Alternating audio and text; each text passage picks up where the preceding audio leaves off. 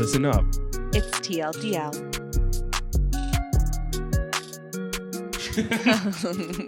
Hello. Welcome to TLDL. Shit, bitch. Welcome to Too Long Didn't Listen in the living room studio Of your place. of my home. My exposed drywall studio Mhm. of my living room on couch cushions. It's kind of a moment, though. It's kind of like an aesthetic. And why are we here today? Because our lights got turned off in the studio. And how did that happen? Because SDG&E had a lapse in communication, I think. Are we taking any accountability for our lights being turned off? Or Well, I'm trying to figure out what exactly happened. So I called in today and they were like, oh, just do everything online. And then I went online and it says server error. So I called the owner, Marta. She said to just call SDG&E because sometimes that happens. there's an office for SDG&E in town. Here in town. Yeah, because Oh. we had to go. So you can like go and figure it out if Hell you can't get a yes. hold of them. Okay. But well, our lights anyways, got turned off because maybe the bill wasn't paid. I hope. I mean, they just take Maybe. it out of my account every time. Oh, that's so weird. Well, anyway, here we are, everybody, In Chloe's house. in my home. And we are excited for today's episode. You We better just, get your ass up and work, bitches. because that's our topic today is entrepreneurialism and work and putting in the good work for the good fight for the visions good that fight. yeah, whatever the fuck that is. So in the words of Kim Kardashian, get your ass up and go to work. I feel like no one wants to work these days. And that is why everyone's so poor and ugly. Is because no one wants to go to work like me. Now, I get all the perspectives on this. And I do understand in some context what she's saying when she says that. I think coming from a family that was like in survival mode, all we did was work. Yeah. So when you're in that mindset and you don't have a vision for what you want, you kind of like subconsciously just work for nothing. So that could piss a lot of people off. I think that's who she was disrespectful to. Like the people Yes. who work so hard and like Get for nothing from whatever reason, just like where they were born or whatever it is, you know, like there are honestly so many people who are never going to like climb up the ladder. They're just Yeah. statistically, there's just people who are going to work really hard and they're never going to make more than minimum wage, paycheck to paycheck. So I think it was very disrespectful to that group of people. I think what she was trying to say, and this is what we're talking about today, so we thought the title was funny. Yeah. But I think if she would have said like, if you want a fucking empire, you need to get your ass up and work, I would hear her. But just to say like, people don't want to work these days. Is It's like crazy because Yes. like people are working their fucking asses off and they can't even like feed their children. Well, we'll discuss it more when we get into the episode today, but that's the title. That's why the title is what it is. She just could have used a little more context, a little more tact, but it's a funny meme. And you know what? Like, okay, people would say like, oh, she's born into money, whatever. Yes. There's a lot of people that are born into money that are parasites. Oh, I mean, like, that's why I think she just should have said the empire thing. Totally. That's all, just like a little bit of build context. on what you created. Yeah. What was created for you, what you have, or you can totally just, I mean, I know a ton of rich kids that like do nothing. 100%. She Yeah. didn't offend those people Yeah, though. Totally. You know? Yeah. Okay. Good point. So we'll Anyways, see. yeah, We'll see that was where just we my stand at the end perspective, of yeah. this. So big brag and then insecurity. Yeah, Alex's thing this week was not It's his thing. yours. It's It was yours. my thing. I finally came up with a topic for our intros to talk about. What's a big brag, Alex? Because I wanted to do insecurities, but then I was talking about what I'm best at in life, and I was like, no, I have to include this. So Yeah. You Yeah, do yeah. negative, positive, cut, it cancels each do you other want to out. start with negative or start with positive? Positive. No, negative. Okay, my insecurity. Okay, talk about your insecurity first. My being on camera. Yeah, right. Oh, your teeth. I thought you These- meant being on camera was your insecurity. I was No, I like, mean, you like, would I'm have insecure. a camera follow you around if you could. Yeah. Well, I got a while ago, like 2 years ago, I had wisdom teeth that were growing in this way and impacted a ton of different teeth. So I had to get, and I way put it off. So I had to get these two teeth pulled out, as well as a wisdom teeth and a molar. So these ones show up and they're, What tooth are those? Your like fourth teeth back? yeah. Yeah. Yeah. And I don't think it's that noticeable. I can said see it on camera. I'll say it again. I can don't see really it on the notice reels. it. When I do the reels, because I am the one that edits the Instagram reels, I very much like, there's like little zoom in and out moments. That's when I'm like, "Ugh," and you can see. Does it bother you? Oh my God. I feel like I'm like, I feel like I'm a backcountry guy. Like I'm like missing teeth backcountry. That's it. I don't think it's as noticeable as you think it is, but I think I would also be insecure if it were me. Yes. For sure. And if I saw someone else with it, I wouldn't be like, you're fine. Well, you don't like open your mouth as like much as you do when you're on video. So like in day to day, I think I noticed one was missing and I didn't even notice the other one was missing until you told me. Like straight up, just didn't see it. So, but it's an insecurity. Yeah. It's all internal. It's not super deep, but it is kind of like, oh, it's my face. No, it's my face without my teeth again. There's my gap in my mouth. Exactly. And then my biggest big brag, which I don't know why I called it a big brag. I would say flex, maybe not flex. I just thought I actually. liked the alliteration. I am a good cook. Okay. In a way that's like not cuisine. I don't like, not like, ooh, like a little sprinkle of this and a sprinkle of that. Blah, blah, blah. But I do like to like make sauces and blend things. Sometimes I'll boil some squash down and blend it, make like a soup with like garlic and all this stuff. And I don't cook like Thai food or like Italian. I just like have seasonal ingredients and I work with what I got. And I feel like poverty helped. Helped. Yeah, when growing up, like that's you all should we write did. a letter to Kim like, K.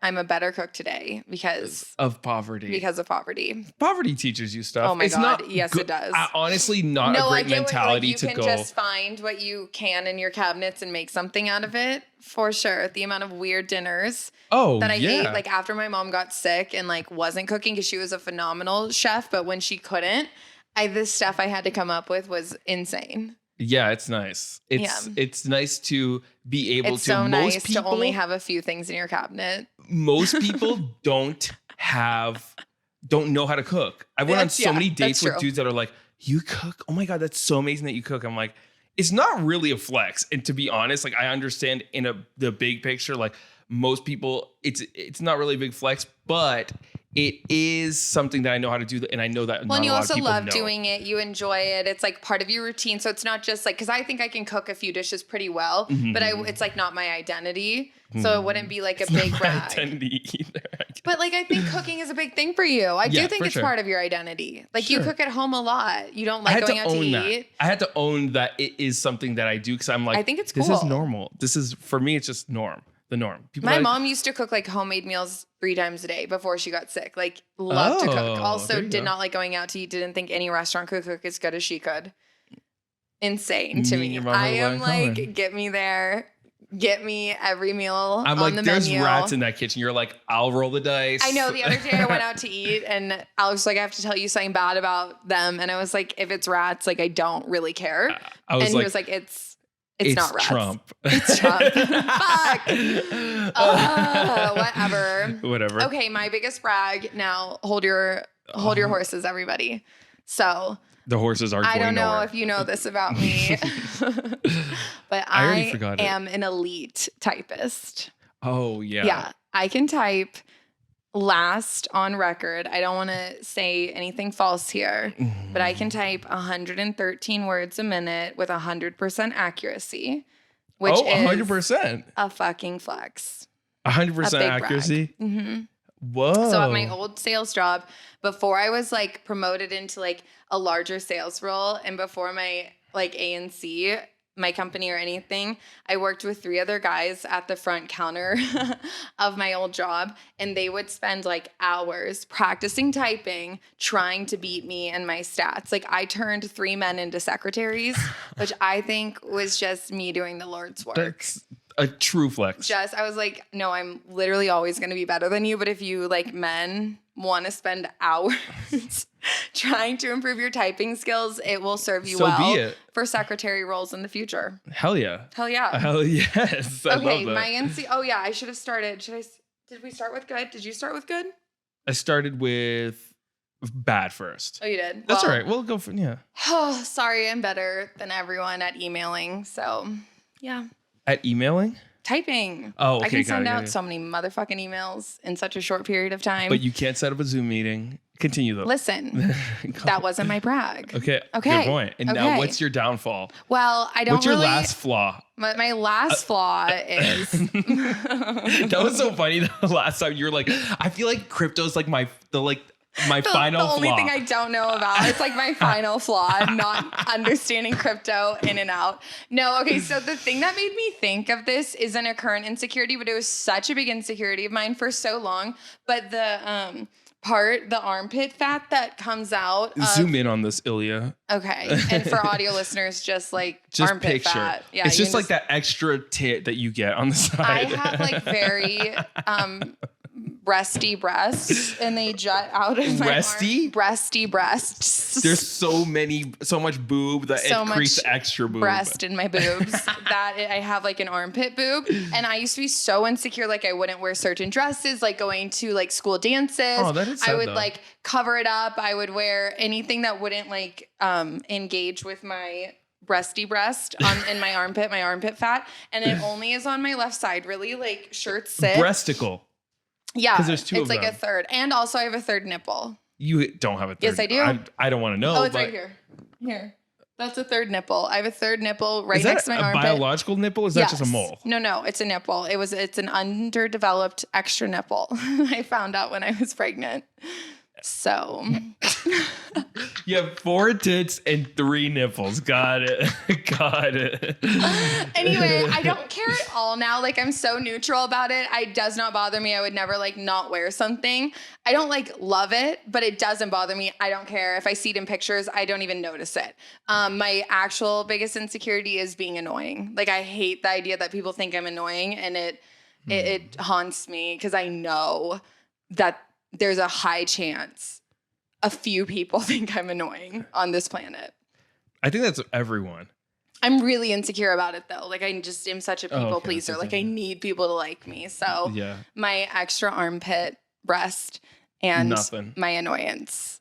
I feel like in life, being super overly like charged about something and then super like negatively charged about something, I think it's better to take things in a neutral state.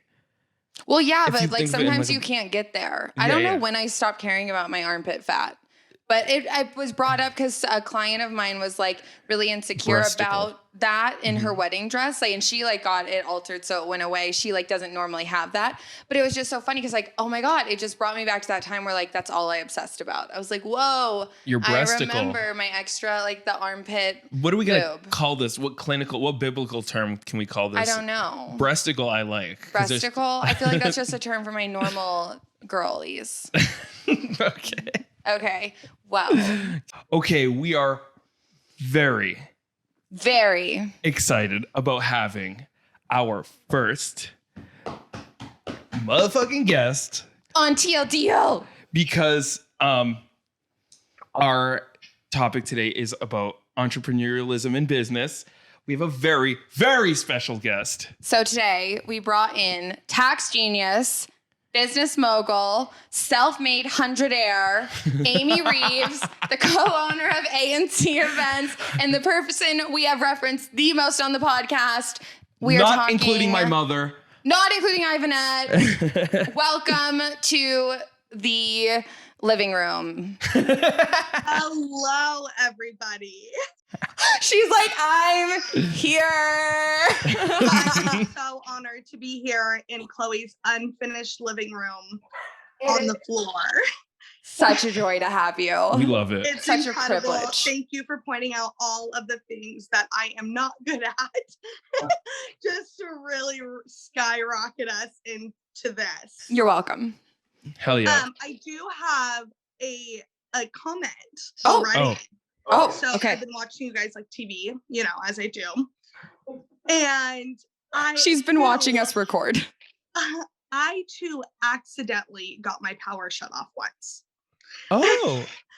I did. And it's a funny story. And it was entirely a miscommunication. And that's why I feel fine telling the followers of TLDL. Yes, please. Mark and I were like, Mark is my husband, pretty newly dating. Okay. But we had an apartment together because I moved in after 3 weeks.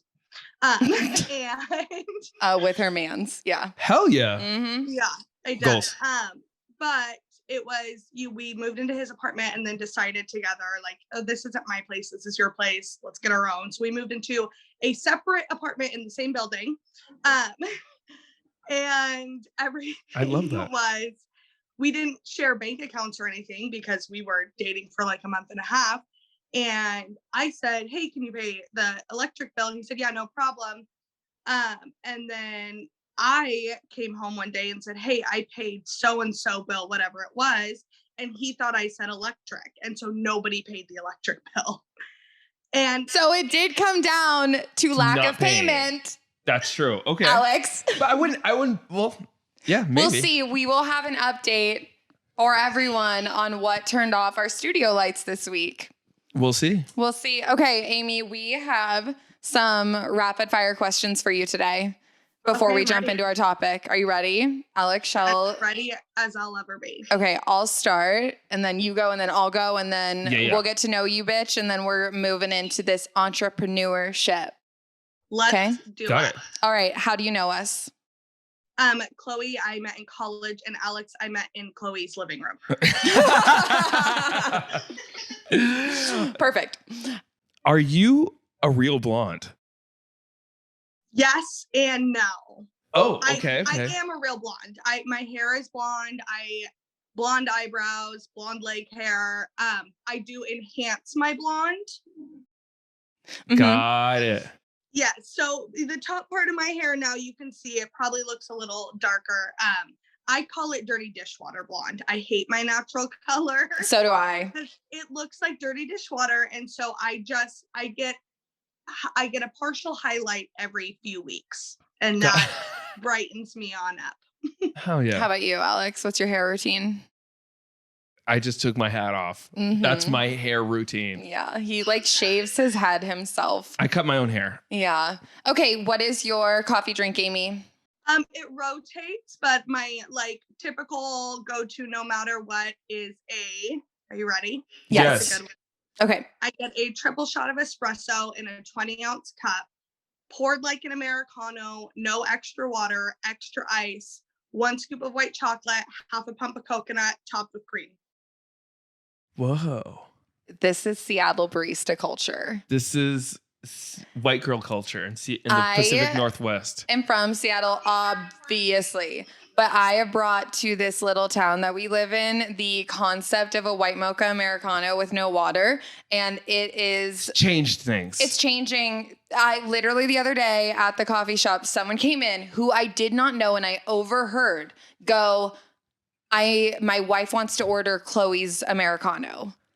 I was like, oh my God, I've made it. Some lady right afterwards was like, whatever she got, I'm getting one. Whoever Chloe is.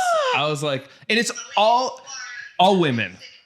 I'm bringing coffee to San Diego. It's all white ladies, to be frank. Excuse me, the person who ordered it was a black man. So for his off. white wife. Well, semantics. I heard it come out of a black man's mouth, and you just cured racism with a white mocha. Sorry. I'm energizing every person in this fucking town. Hell okay. Yeah. Okay. Alex, we have 2 more questions. Do you drink alcoholic beverages? I do. Self-proclaimed casual drinker. I am. I just am so honest about it because I think if you're not honest about it, that means you're probably a little bit of an alcoholic. See? But my mom, growing up, my mom drank a bottle of wine a night. My dad's always drank half a bottle of vodka a night. Everyone in my family drinks. My sister doesn't because of medication purposes. Right. Yeah. I was 16 and my dad was jokingly giving me beers and wine. And you were like, no, I'm really drinking this. How I relax every night. Some people work out and some people have free cocktails on the couch. So. And some people do other things. Yes. Yeah.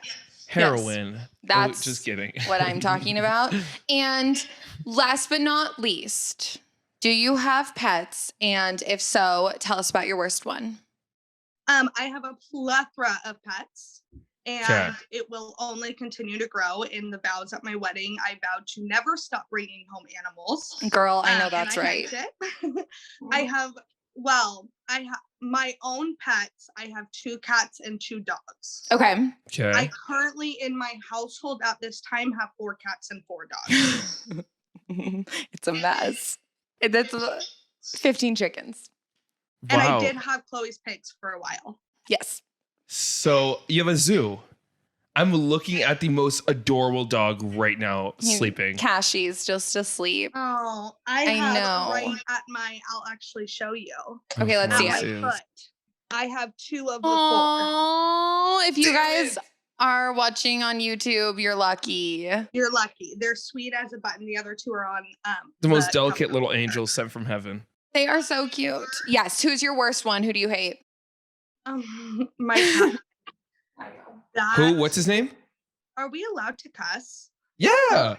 Have you listened to a single minute of this podcast? It made me nervous. She is such a bitch. Penny? Penny is my cat that I forced Mark to adopt when I forced myself into his apartment 3 weeks after we started dating. After I forced him into going into PetSmart to just look at the little puppies running around because I knew we couldn't get one. Obviously.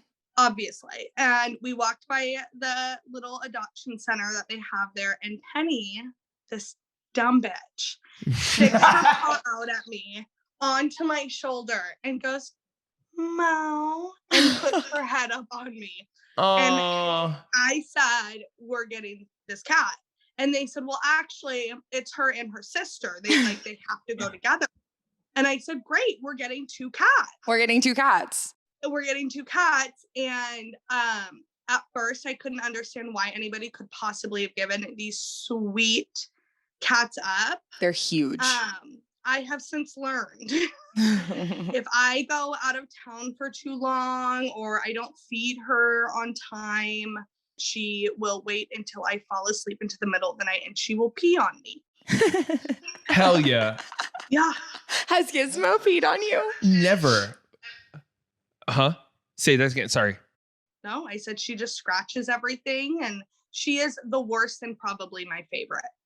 That's how Saki is. I have a cat I'm obsessed with. Alex has a wild cat as well. I was gonna say my Gizmo. Gizmo is a delicate angel sent from heaven. He doesn't pee on anything or poop on anything other than his litter box. He will sleep and snuggle with me. He'll sleep on me like a scarf. We see every day on your Instagram story. And he hangs over my neck. He's the most, I'll cry. Just kidding, I won't, but he's the best animal ever. You and Amy can have a separate conversation later crying about your animals. Sweet. So with the topic of today's episode, now that we've talked about cats, again, Alex, I can talk about cats forever. It's his favorite thing. So entrepreneurialism. This is a topic we got really excited before we start. We were like, oh my God, we have so much shit to talk about. And we do. We do.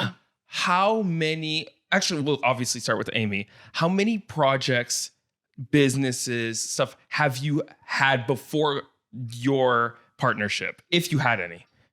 So I haven't had anything before ANC. This was kind of my first passion and the first thing I really dove into.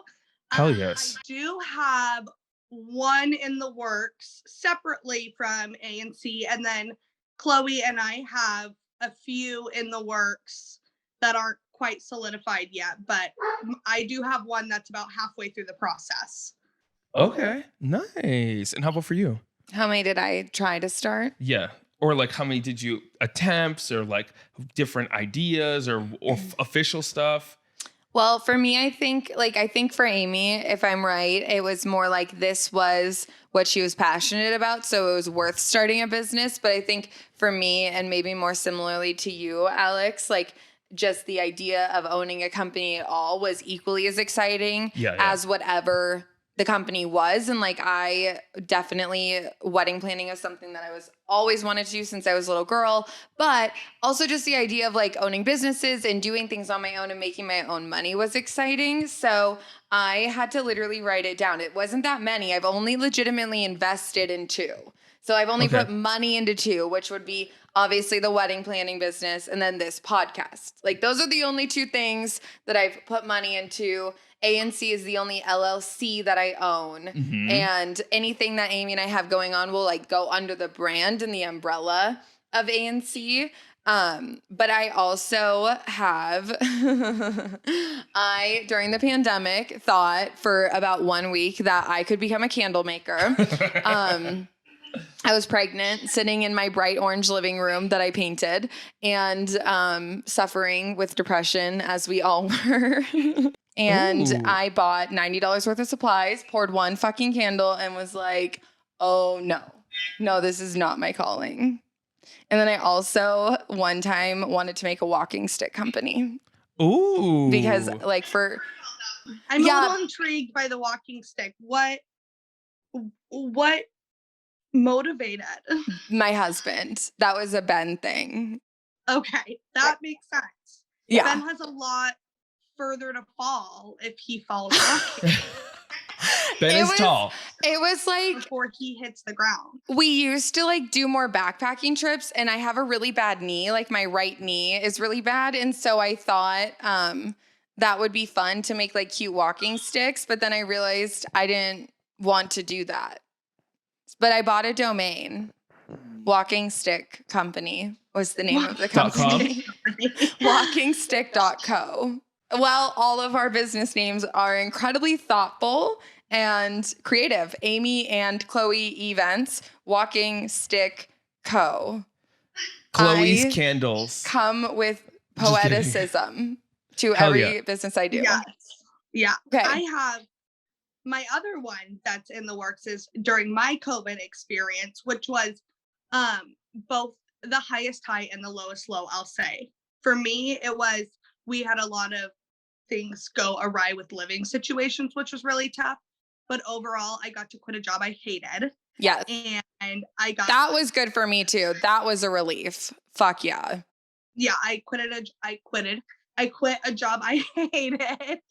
And I ended up getting a house that I love. The in between of those things during living situations wasn't the best. Mm-hmm. But I did need somewhere to put all my energy in because A&C could not do events. You can't be an event planner in a global pandemic. I wrote a cookbook. I love this. Yeah. Which has a far more thoughtful name than Walking Stick Co. What is it? Listen. It's Cozy in the Kitchen. Isn't that cute? That is very cute. And it's about halfway done. The writing, the recipes are all there. I've done half the photos. It just takes a lot more work to write a book, I guess, than I anticipated. Hell yeah. And then photos and then like video promos, it's going to be like a thing. It's a whole thing. Doing the photo shoot for those photos is like a 3-day, 10-hour days thing because it's not real recipes. Hell yeah. And then what about you, businessman?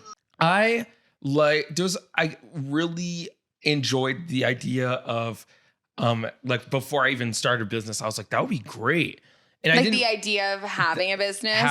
Yeah, I felt the same way. I was like, this is amazing. You can make millions of dollars. And like, obviously, yes, but like the greatest philosopher of our time and high priestess, Kim Kardashian said, I feel like nobody wants to work. Mm-hmm. And that's what my issue was. I was like, and also that came with a lot of other issues. Anyway, so I started, first project was a cleaning business. Mm-hmm.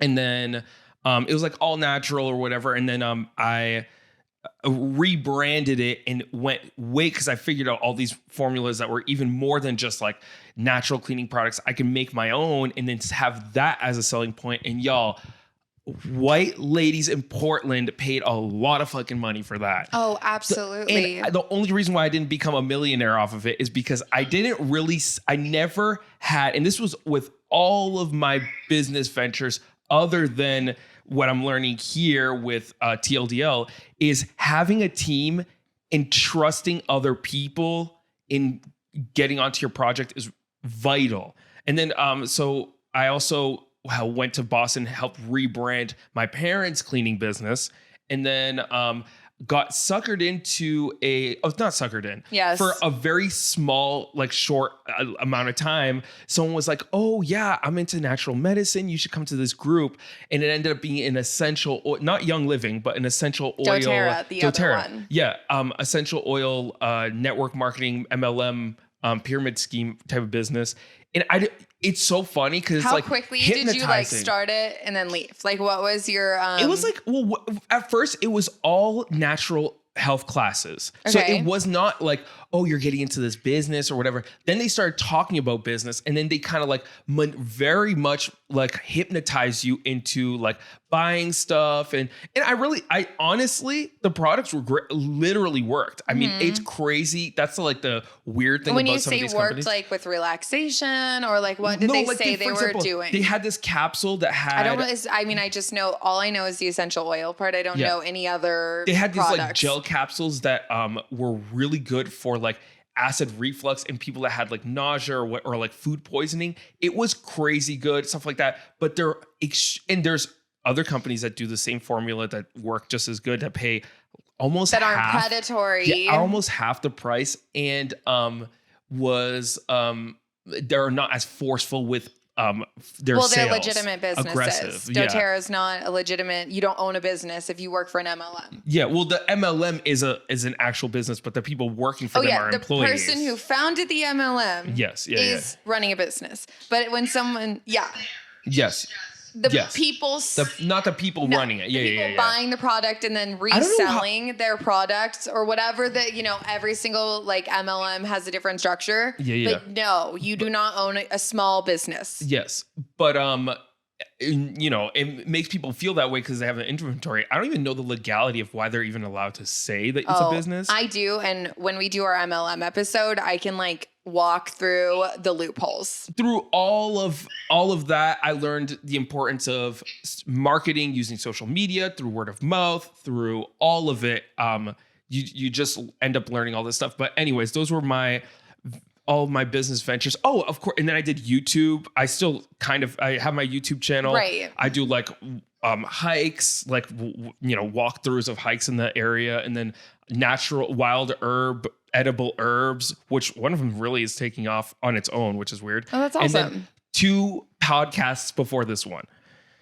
So I think it's like God. Yes. So a lot of business ventures, which is not a flex. It's just like, I just dabbled a lot around and stuff. Yeah. You would love my mom. You and my mother would be 2 peas in a motherfucking pod. What's her name? My mom, a little bit of TMI for everybody listening, I get chronic UTIs. It's aggressive. It's the worst. My mom scavenges our property for this certain kind of weed that grows. She then dehydrates, turns them into an oil, freezes them, and makes me thaw them into a cup of water every morning to drink them. And while it's insane, I have not had one in 3 months. I'm telling you, this is why I think it's amazing. We'll save it for our natural excited for episode. You and Amy's mom. What's your mom's name? What's your mom's name? Tina. I call her Tina. Tina, I see you, girl. We're homies already. Anyways, continue. I'm just I'm fascinated, and I love the difference in maybe motivation there, because for all of us, I mean, obviously we all own a business now and all own businesses, but different reasons. And I think there's some people who have a drive to be an entrepreneur from the beginning. They're I'm going to own a business and start a thing, and this is what I'm going to do. And then there's other people who are I'm really passionate in this industry and I will work in it in whatever way I can. And if that means owning my own company, I will do that. But I think it's just funny to look at the different motivations, but then you end up in the same spot being business owners, completely overwhelmed, with a whole ass company that is under you that you had no idea was going to happen overnight, and you suddenly are an entrepreneur. Yes. Because I always like wanted to own a business, but bitch, I did not know what that meant. Yes. Which oh yeah. leads me to Yeah. okay, let's do it opposite. We started with Amy last time. We'll start with you. Okay. Did you, for any of your things, have professional training? Like, were you qualified? I was not. My only professional training was being in survival mode for most of my life, and you just fucking make it work. Mm-hmm. And for sure. YouTube.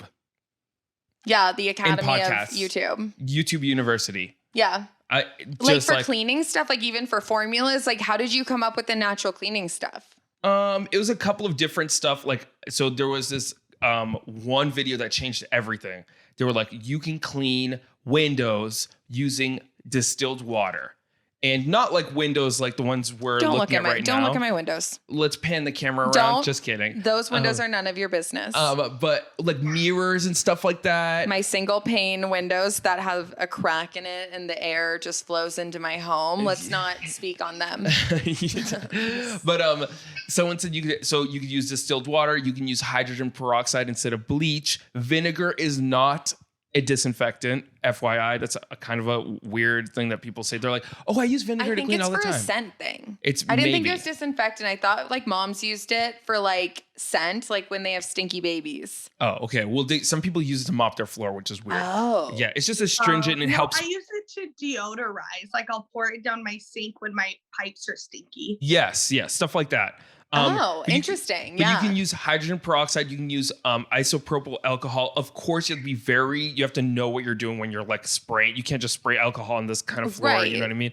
But all that, and then essential oil blends, which kind of takes it all up next level.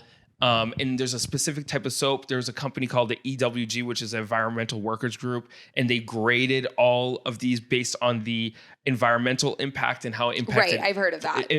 Impacted plants and people and the sensitivities. So I researched all of that, and I was like, this is some shit, y'all. This is crazy. So I put all that together and created the formula, and I would just pitch this to ladies, to people in Portland, mostly moms, people with pets and stuff, and if you have something that works that you believe in, it just sells itself. Oh, you can bullshit your way into anything. But not even bullshit. My thing is I can't bullshit my way into anything. I literally have to believe it. If there's one little hole in any of the logic or anything, I don't feel ethically right selling it if I don't know thoroughly what's going on. I still think to sell yourself, like the more I get into business and the more successful we become, when I say like the bullshitting part, it's not about the product or the service. Yeah. Hello, Cassius. Our dog. That's all right. Is coming. What I mean by that is like you can like fuck around and find out with anything. Like totally. I don't mean like not selling a legitimate product, but selling yourself when you have very little experience or genuine qualifications, you are bullshitting your way into business. Now, like, because you're not going to college and getting the certifications or businesses, and none of us did that. So I'm not saying like that's the right way to do it, because it's not the way any of us did it. Mm-hmm. But yeah, I don't mean what you were selling was bullshit, but you kind of have to like fake it until you make it. Like show up like I have this business, this amazing product. I am going to make your life better. And until you actually do it time and time and time again, it is kind of like you don't know if it's really going to work out. So that's what I mean. Yeah. And like for me, I didn't know how to clean a house very well. I would get a lead in like through like internet marketing, and people would be like, yeah. And I was like, I'll give you a free estimate. And they were like, okay, cool. So I would show up to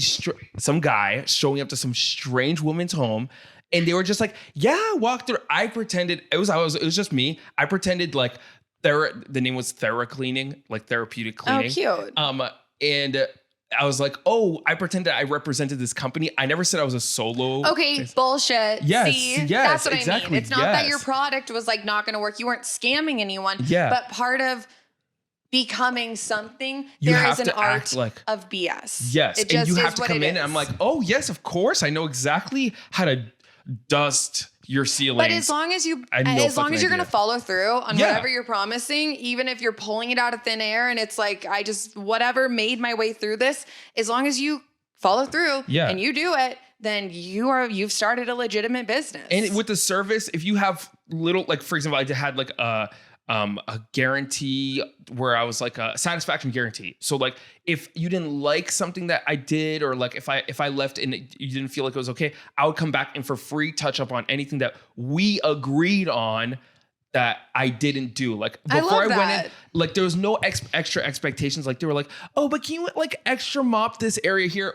Before I came in, when I would do the estimates, I was like, this is what we clean. Everything, this is what I'm going to clean. And they agreed. We wrote a list down. They shook on it. And there was never any lapse in communication. Unless it was my fault, then that would be the, But you had integrity if you didn't do something. Totally. Okay, I have a question. I want to hear Amy's experience, like, too, and like what her training was. But then I want to go back to the like business side of things where you had the satisfaction guaranteed and like contracts. I want to like touch on that. Yeah. But Amy, do you tell us about your experience and your qualifications before starting a whole ass business? Harvard Business School. Say I had a form of qualifications to be starting a business. Honestly, I am horrible on the computer. Chloe calls me geriatric. I don't know how to, I don't know. I'm honest. And I've learned. What I'll say is like, it's been a learning process. I was relatively well trained in events. Yes. And the process of events and what it takes to put on an event and the paperwork you need behind that event to keep yourself safe and the client safe. And setting a table in the way it should look and the way things should properly be faced. I worked for, I think, 3 years in total at venues. That's all I did. All I did was tell people how to set stuff and go behind them and correct them. What was your title at the venues? I was the wedding planner for one of them, and all we did was 3 weddings a week. I was the coordinator, to be fair. So I was the planner for the venue. In hindsight of what I actually was, I was a venue manager. Okay. Yes. And an event coordinator. Got it. That is what I did. I made sure all the catering was out on time. I did intake and outtake meetings for all of the clients. I was there 16 hours a day to run the event. My whole 40-hour week came in 3 days. Isn't that crazy? Whoa. Yeah. Shit. So it was nuts, but I was also 20 years old, and I had the kind of energy to do that. And so it was kind of the best training I think I could have done. Do you think you were like, or were you, I mean, not even do you think, were you trained? Like, or was it a sink or swim situation, like at the venue? Sink or swim.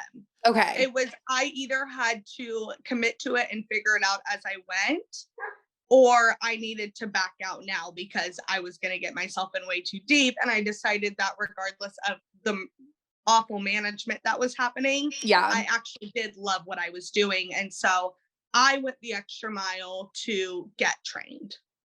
Right. No, I love that because I feel like a lot of times, I don't know, for people listening, like we are put into positions where we like, oh, I love what I'm doing, but I'm not really learning it the way I should be, or there's some lapse in training. Mm-hmm. But I think you still in those situations can tell like, this is what I want to do, but this is not how I want to be doing it, which I think is how we ended up starting a business because you knew you loved what you were doing, but you weren't being paid enough. And the venue sucked. And we can say that because they don't exist anymore. Like they are shut down. There's nothing. We don't care about hurting feelings. So I feel like for you, the motivation was like you found what you wanted to do, but you knew that there was no perfect way to do it unless you did it your fucking self. Yes. I knew by, I would say 2.5 years in, or 2 years in, I'll say, that I either had to start my own business one way or another,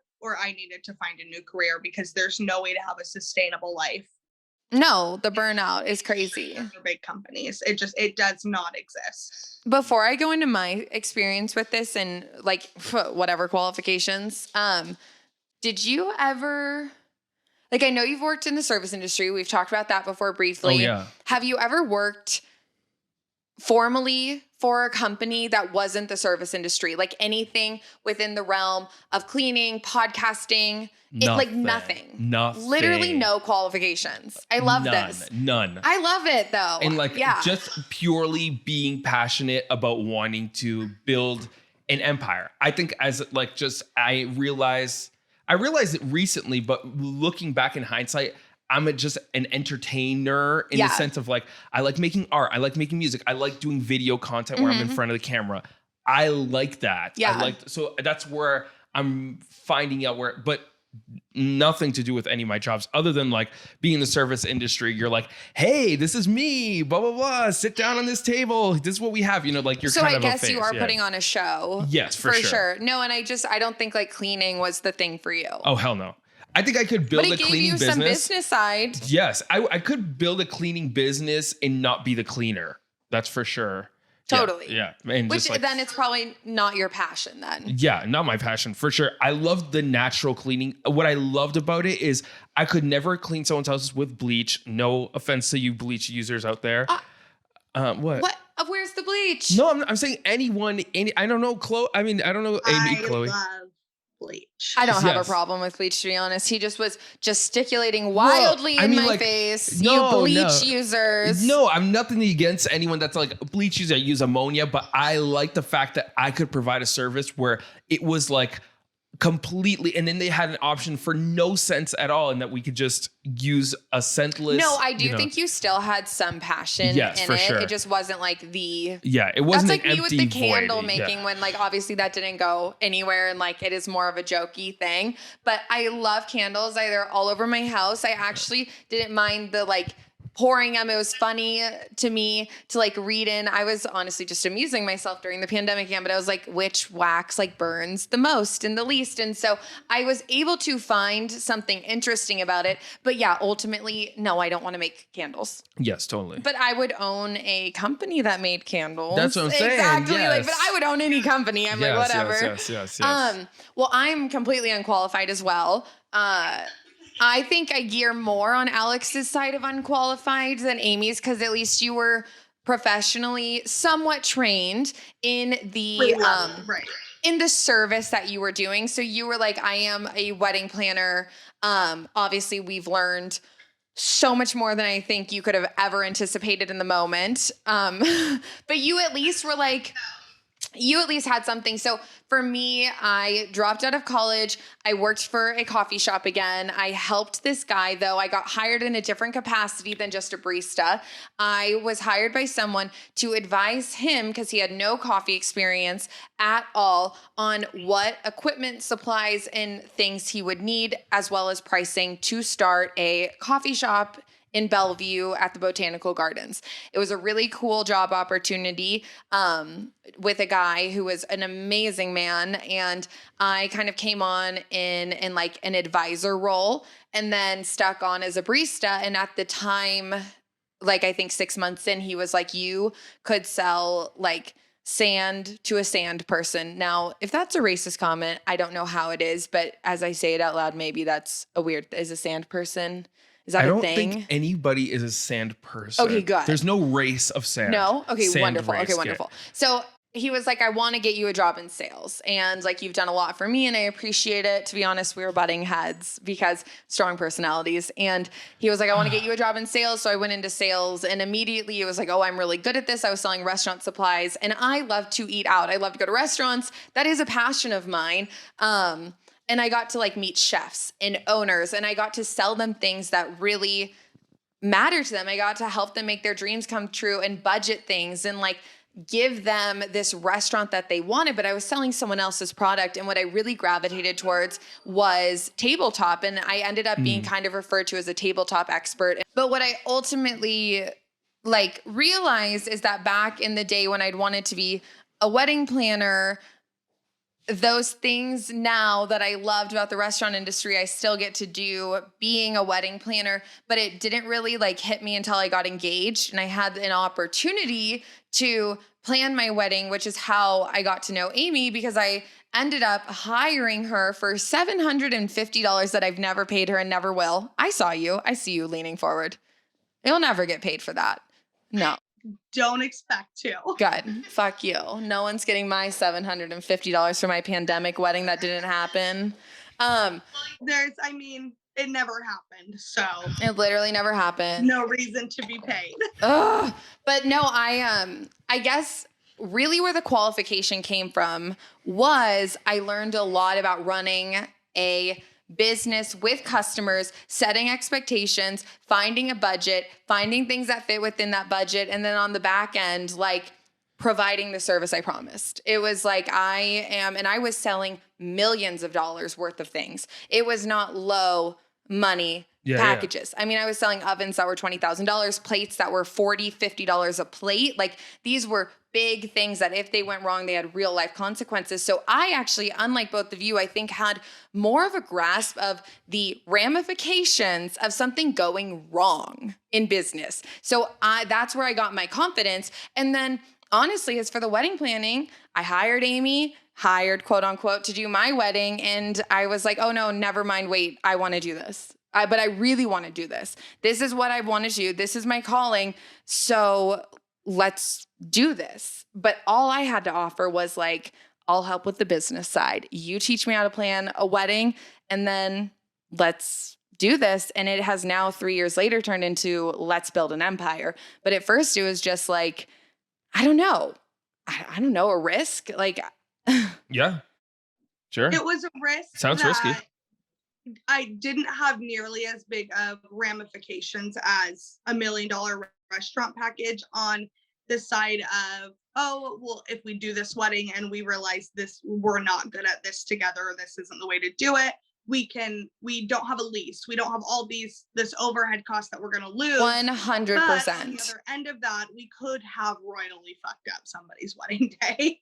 So there was always that expectation. So more risk in money. More risk in reputation at first, I think. Well, for your last job. Oh, in my like sales job?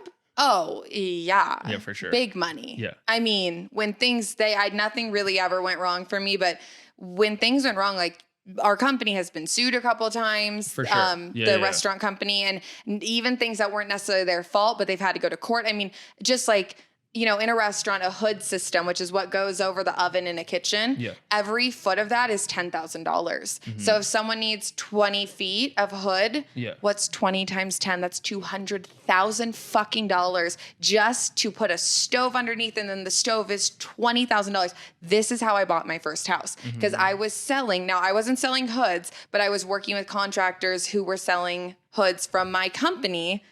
I bought a house at 25 because I was selling items that were expensive. Yeah. So I was like, okay, if I can do that, I can start a wedding planning company. Mm-hmm. But and here we are. But was I qualified? No. I mean, not even a little. Okay, with the formal qualifications, we have none. Yeah, so I hope we this have is the inspiring. audacity to start stuff that we have no qualifications in. Yeah, and I feel like you have to be a little fucking delusional in a good way to get into a business that you have like either no qualifications for or just like not much experience. An insane amount of ego. Oh, like, believe in yourself. And that's what I was going to say is my ego it's through the roof. And I call it opposite daddy issues. Oh. I was told my whole life I can do whatever I wanted. And guess what I did? You know what? Whatever I wanted. That is exactly, I think I may have said it on the podcast. I'm not sure if I like expanded on it, but my mom was literally always to me like, you're the best, you're the prettiest, you're the smartest. And at some point I was like, Okay, well, I'm actually not. So this is a little difficult, but at the same time, I do believe that I can do more than the average person because my mom made me feel not average, even though, like, let's just be real here. I'm not a supermodel, but she was like, you're the most beautiful girl in any room you walk into. And I was like, wow. You're like, I'm right, Mom. You're right, That's Mom. amazing. And then I like grew a little older and I was like, no, I'm not. I was like, what are you talking about? Like, but it does give you that sense of confidence when your parents are like overly supportive. So I agree. I can make magic happen. I really think I can. Yeah, I think it's really good to have a little bit of delusionalness because it's like if you believe you're the most beautiful girl in the room, there is some power to that. Totally. And like for me, absolutely.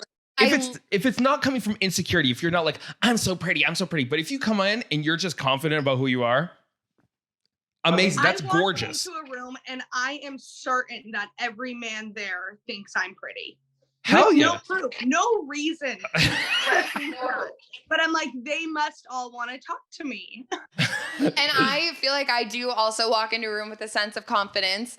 That is like, I feel important. I don't know if it's like looks oriented or anything, because I think my mom really was annoying with that one. So I've kind of been like, I don't really like, I don't know. That's not my thing. But I do feel like I walk in a room and I'm special.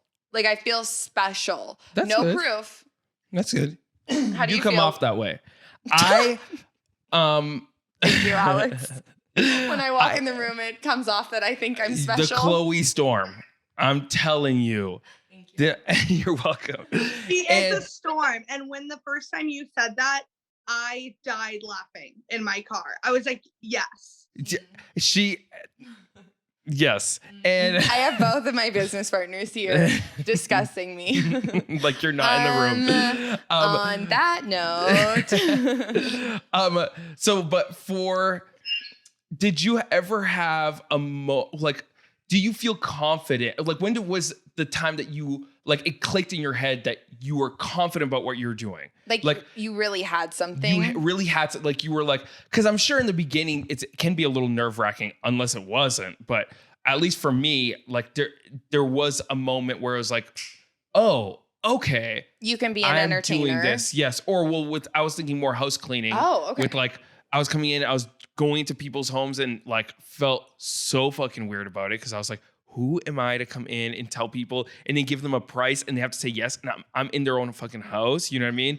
Overshooting the price or like underselling myself. Like there is this balance where you have to like respect them, but also respect yourself. It's like, when was it for either of you? Well, go into you because I thought you were going to turn into entertainment. When did you feel confident about that? Because the housekeeping thing's kind of over. Like, I get what you're saying, like part of becoming confident, but for what's relevant now, like what was your process there and the whole like imposter syndrome element of starting anything? Yeah. Well, when I was younger, I used to play music, music live. So I used to play music at church. So I played like rhythm guitar, but I bounced around. So rhythm guitar, I played bass, I sang. So I did a little bit of everything. And then also in other bands that I was in, other projects, I played bass, and we would perform live. And it was me, my brother usually was a rhythm section. So I was playing bass, he was playing drums.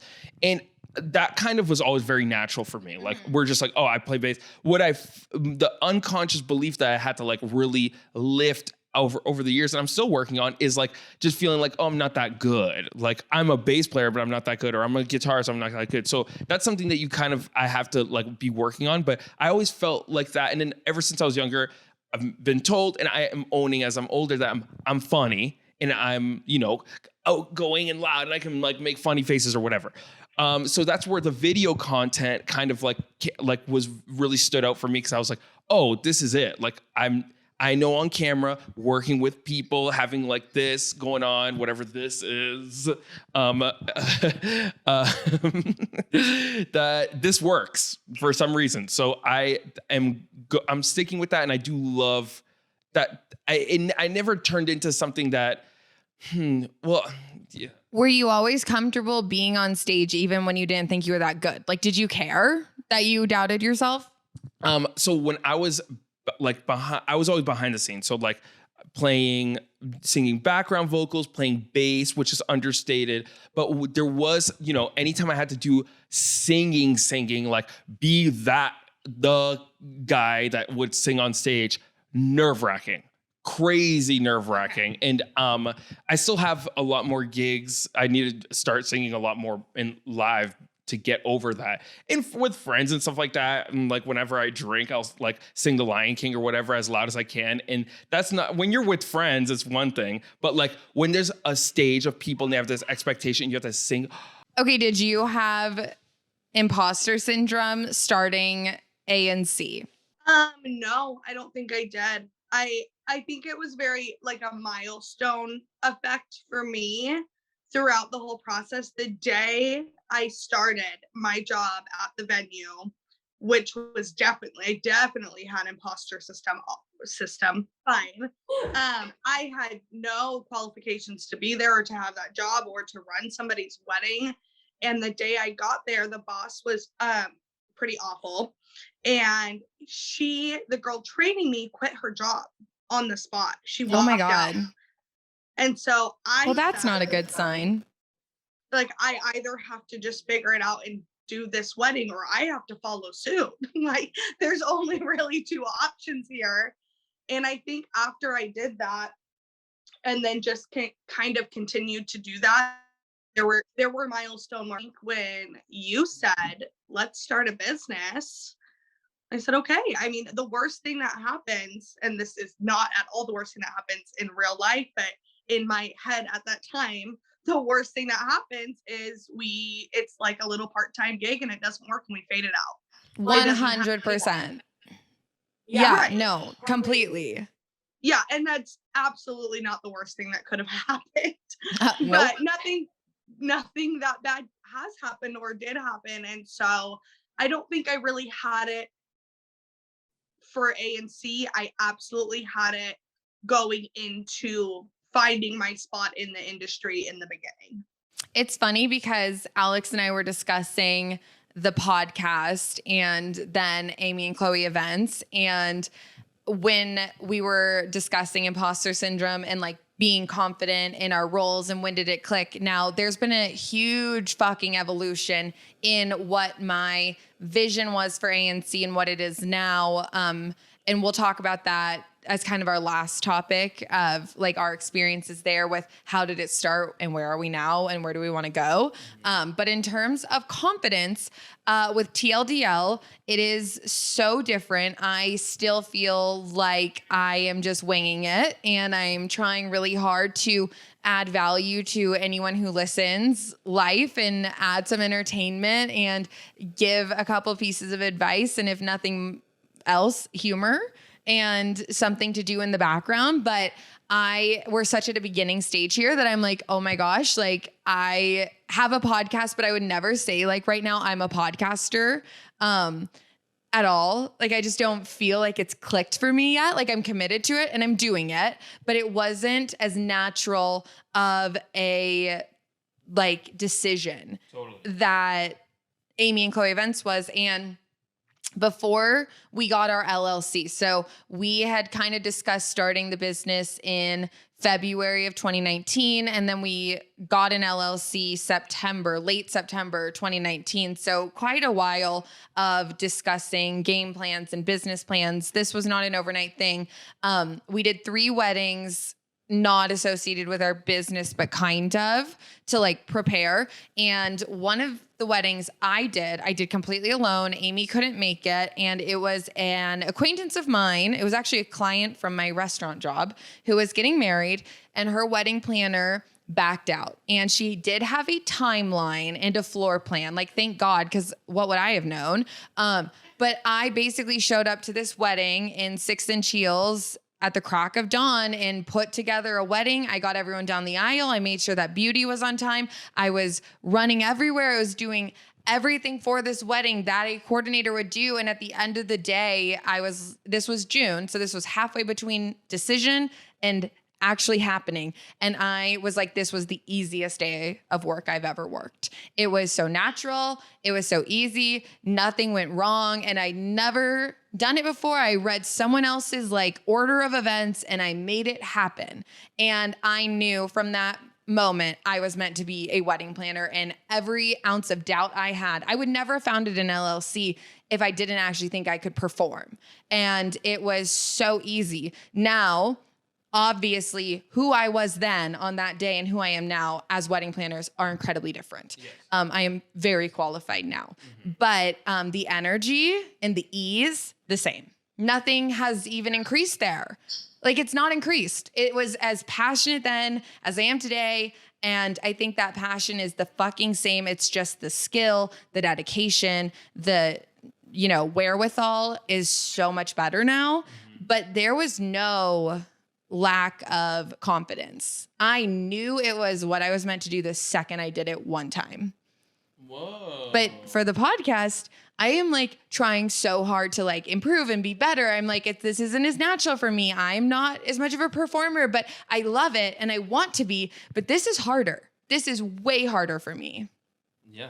Well, it's interesting. And then like when we started the podcast, Chloe was like, oh my God, I'm scared that like your old Facebook post will come up and will get canceled. And for me, it's funny because like Tell them what one of them was. Tell them. No. The which one? Oh, okay. Not the other one. I posted on my Facebook. I've had it worse, but I wrote Urethra Franklin. That's all my face. This was before she died, of course. And this was like when I was like 15, 16, 17, like just trying to get a rise from my like, and I've said worse stuff like I've said stupid things. Like my last one that I read that was like for the same era, I wrote like aprons are fucking hot. Like just like random shit just to get a rise out of my like 3 friends that were following me.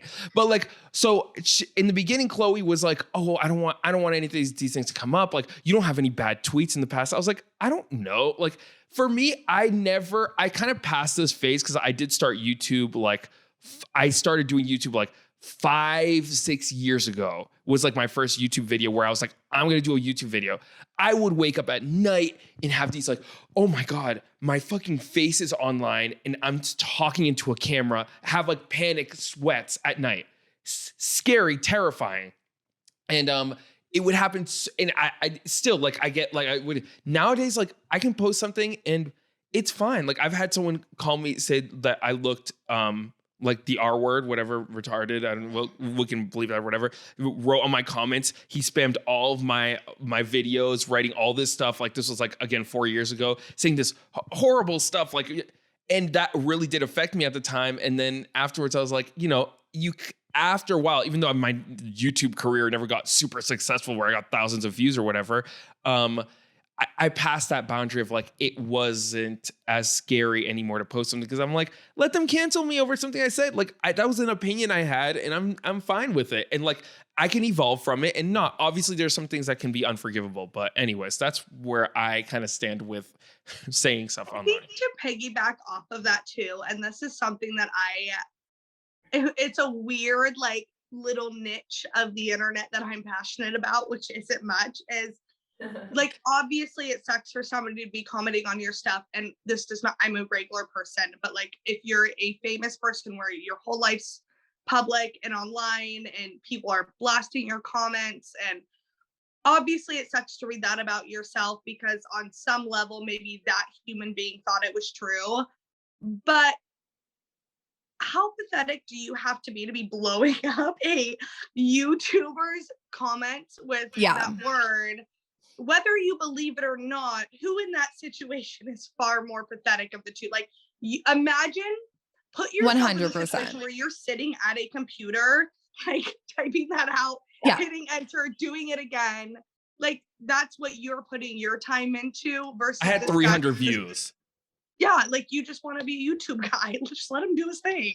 No, Amy's definitely had this pep talk with me behind the scenes too. I think like obviously what Alex is saying is super true. Like everything you just said was true. Like I do worry a lot about saying the wrong thing or things being perceived the wrong way. I just like get really anxious. I don't want to, it's not that I don't want to offend anyone like as a blanket statement. I like do not want to hurt people's feelings. I genuinely, it's not about like, I don't want to offend anyone. It's like, I don't want to hurt their feelings. So I don't know. I get really weird, but I think the biggest difference between ANC and then TLDL is that it's funny because Amy and Chloe Events has my name in it and TLDL actually doesn't. But there is something to be said about being able to hide behind the title of wedding planner. And so like Amy and Chloe Events, ANC, obviously it has my name and I run it and there is a lot of ownership there. But I guess if someone didn't like our company, that would hurt me very deeply. But it's not like my whole personality is on stage. It's like one element of my life and it's a professional element.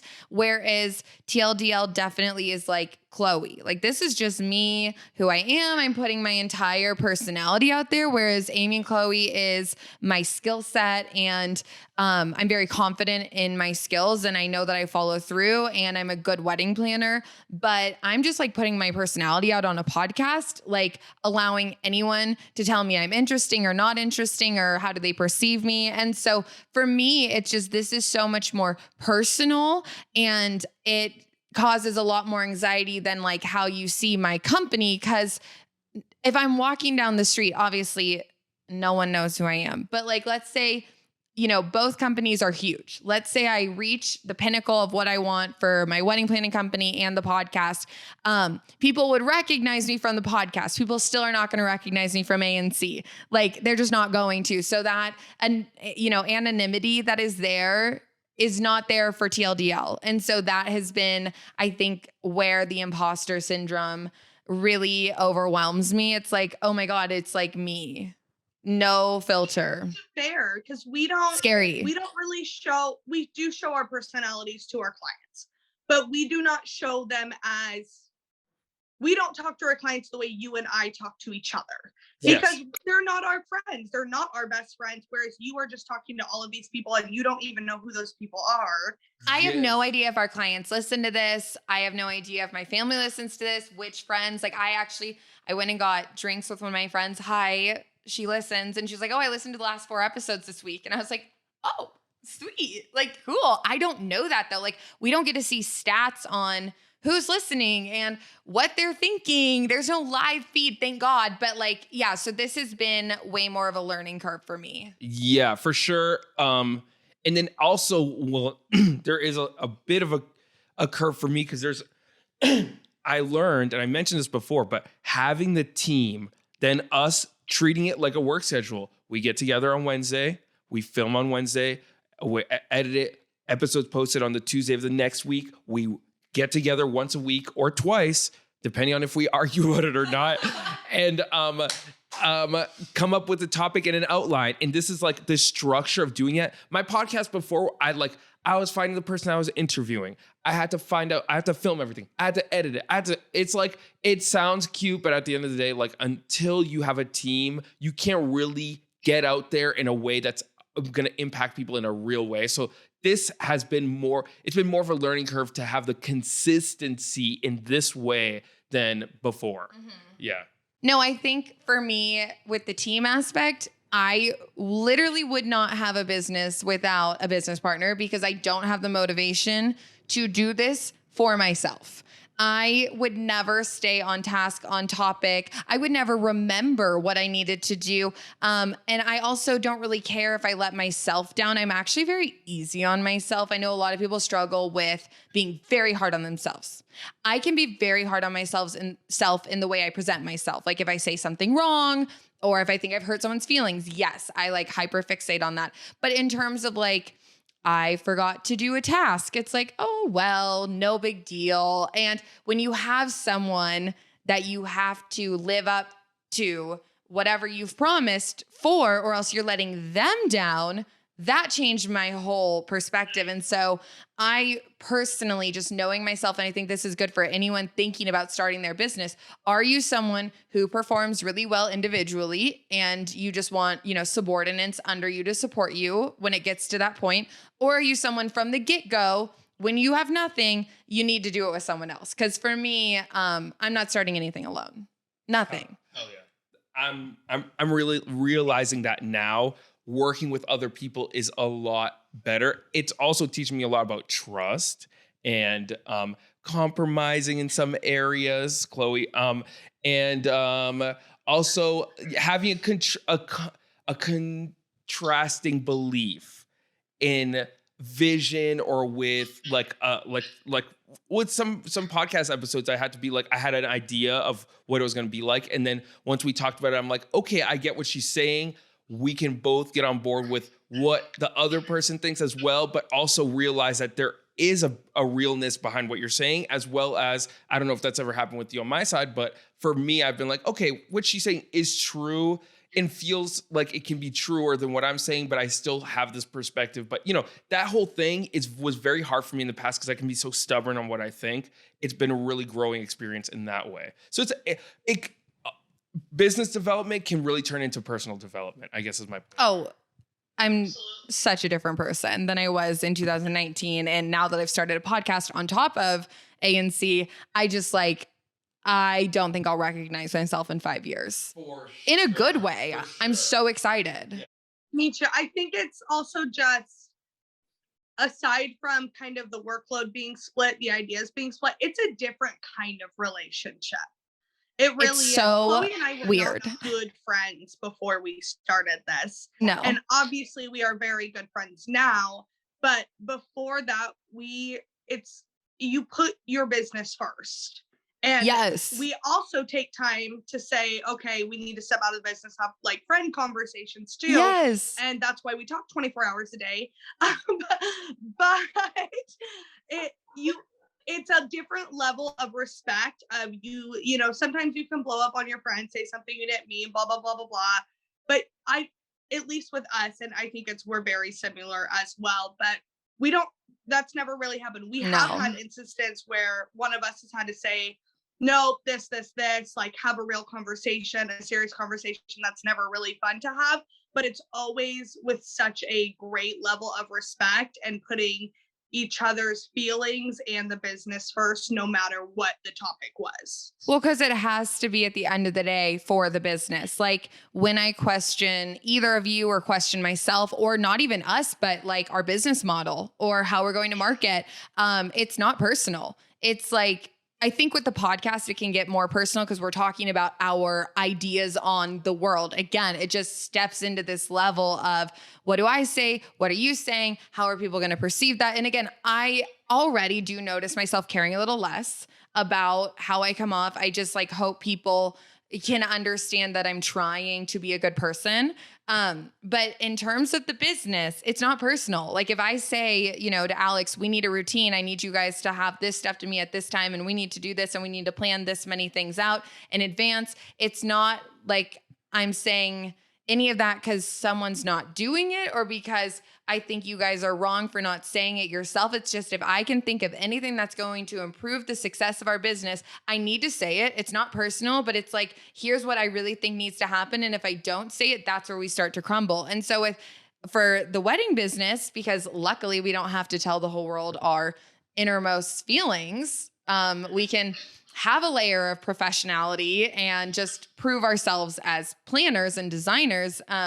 It's been a lot less emotional with those conversations, and we've been able to be very strategic, and it's not like offensive. It's like, I think you should do this, I should do this, and this should be our game plan, and this is kind of how we see the next 5 years. But I'm never like, Amy, do this thing differently because it bothers me. I'm like, Amy, do this thing differently because if you do, I think we're going to see like a 10% increase in business. So it's just like, be respecting and trusting that someone is saying something to you that might come off as like, I don't know, without emotion, but it's like, yeah, because it's not emotional. Yeah. Like, I just like, we need to do this. We're changing this. Yes. And that's it. And then let's talk about our mission statement and what we care about and our goals. Those are personal, but like, yeah, the hours of a day that we work, how we send out contracts. It's like, I don't know. It's just very business. Yeah. Who cares? I'm not trying to be like nice about it. It's just like, this is what we need to do. Okay. Yes. It's black and white. No. I was just going to say it's black and white.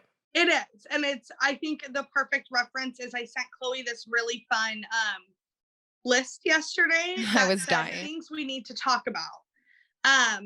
And this is where that gray line comes in, is that I was being entirely serious. This is the things I need to talk to you about.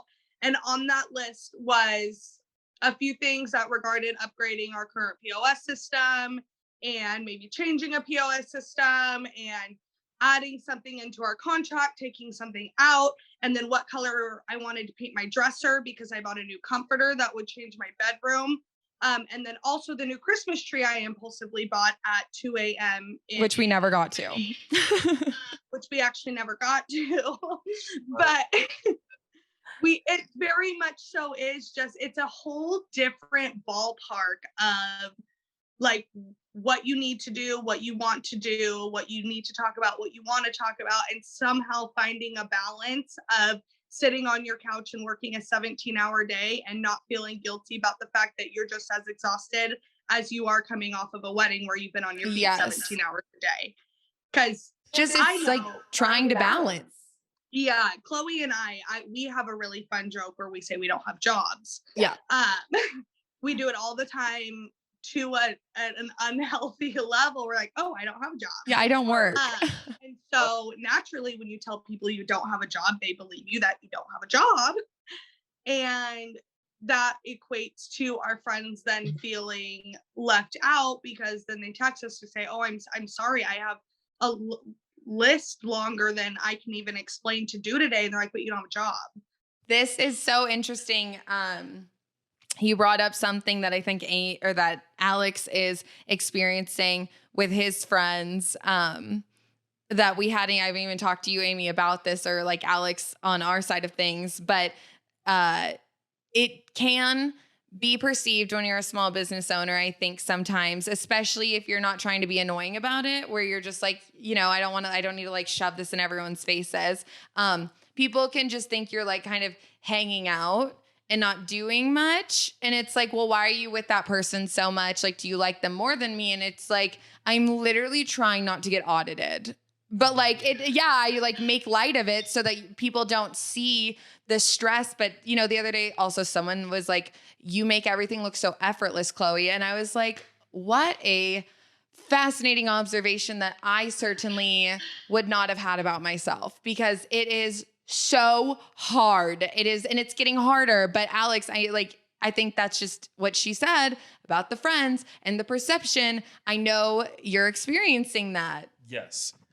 So because I think so, same thing I've been told to at work, because I still got a day job on top of all the stuff that I do. I take pleasure in the stuff that I do. When it comes to work, I will not, in this day and age, get into something that I'm not passionate about. Mm-hmm. So, and I take pleasure in my work too. Same.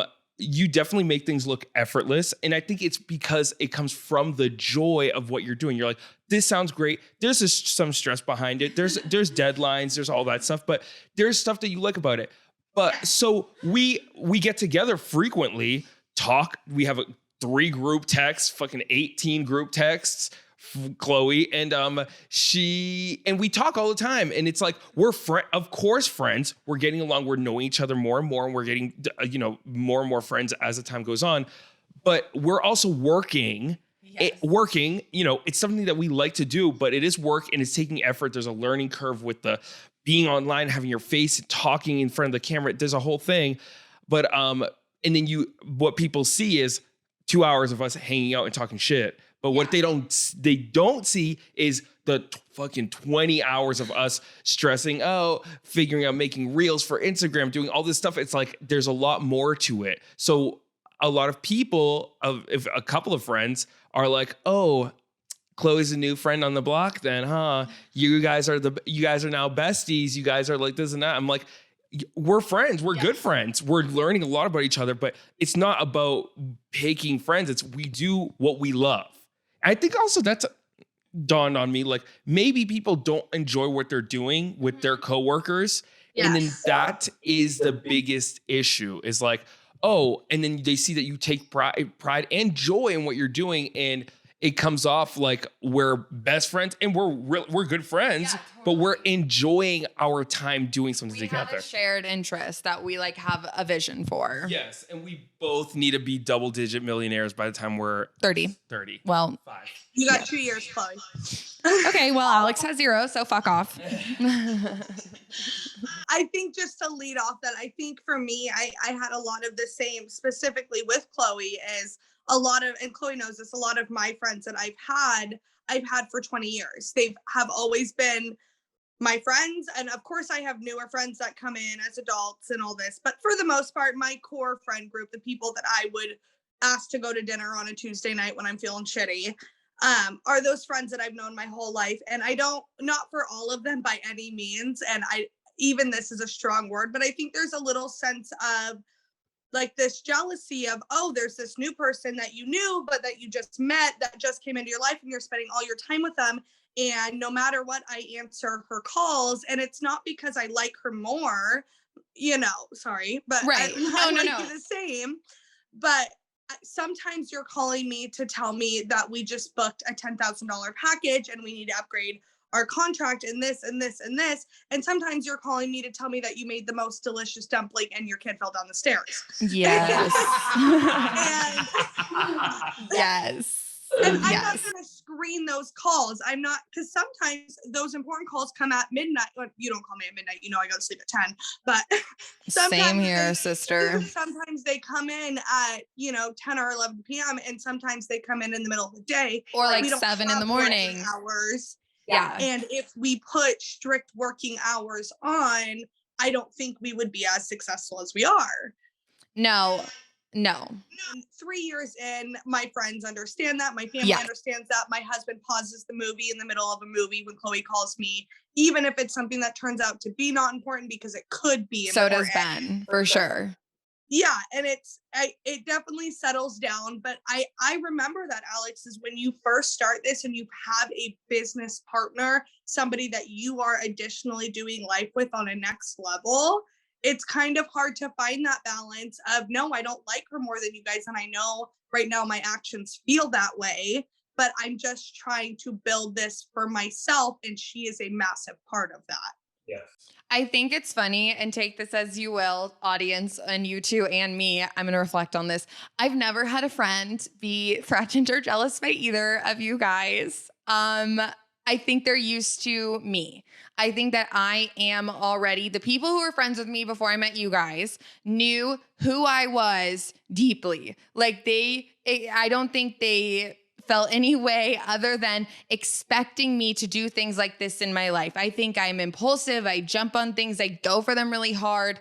I feel like I handpick individuals in my life to serve a purpose. Now that sounds very calculated and kind of odd, but every friend of mine does serve like a specific purpose. And so I think I have nothing but I think all of my friends were kind of like, no, this adds up. This makes sense that she's off for like 12 hours a day doing this. And I also think, and similar to both of you, now you are my business partners, but I have a lot of friends that are not business partners that are equally as ambitious and career oriented. That just happens to be who I am surrounded by. Now we have different interests and our career interests are not the same, but I do think that they see this while they are working at a huge fashion brand, or they are really high up at Meta, or they have their own business. And so for them to see me, I just grew up in a very metropolitan area where a lot of people had very high expectations from their parents to make something of themselves. And so I think that maybe that influences it. Maybe it's just my personality that my friends are not surprised by. It's not an adjustment I've had to work through, just as a side note. everyone loves Amy and everyone loves you, Alex. And without having met you yet, everyone's like, I'm excited to meet them. I'm excited to hang out, like bring them around. And maybe it's because you guys take time away that they don't have to spend with me.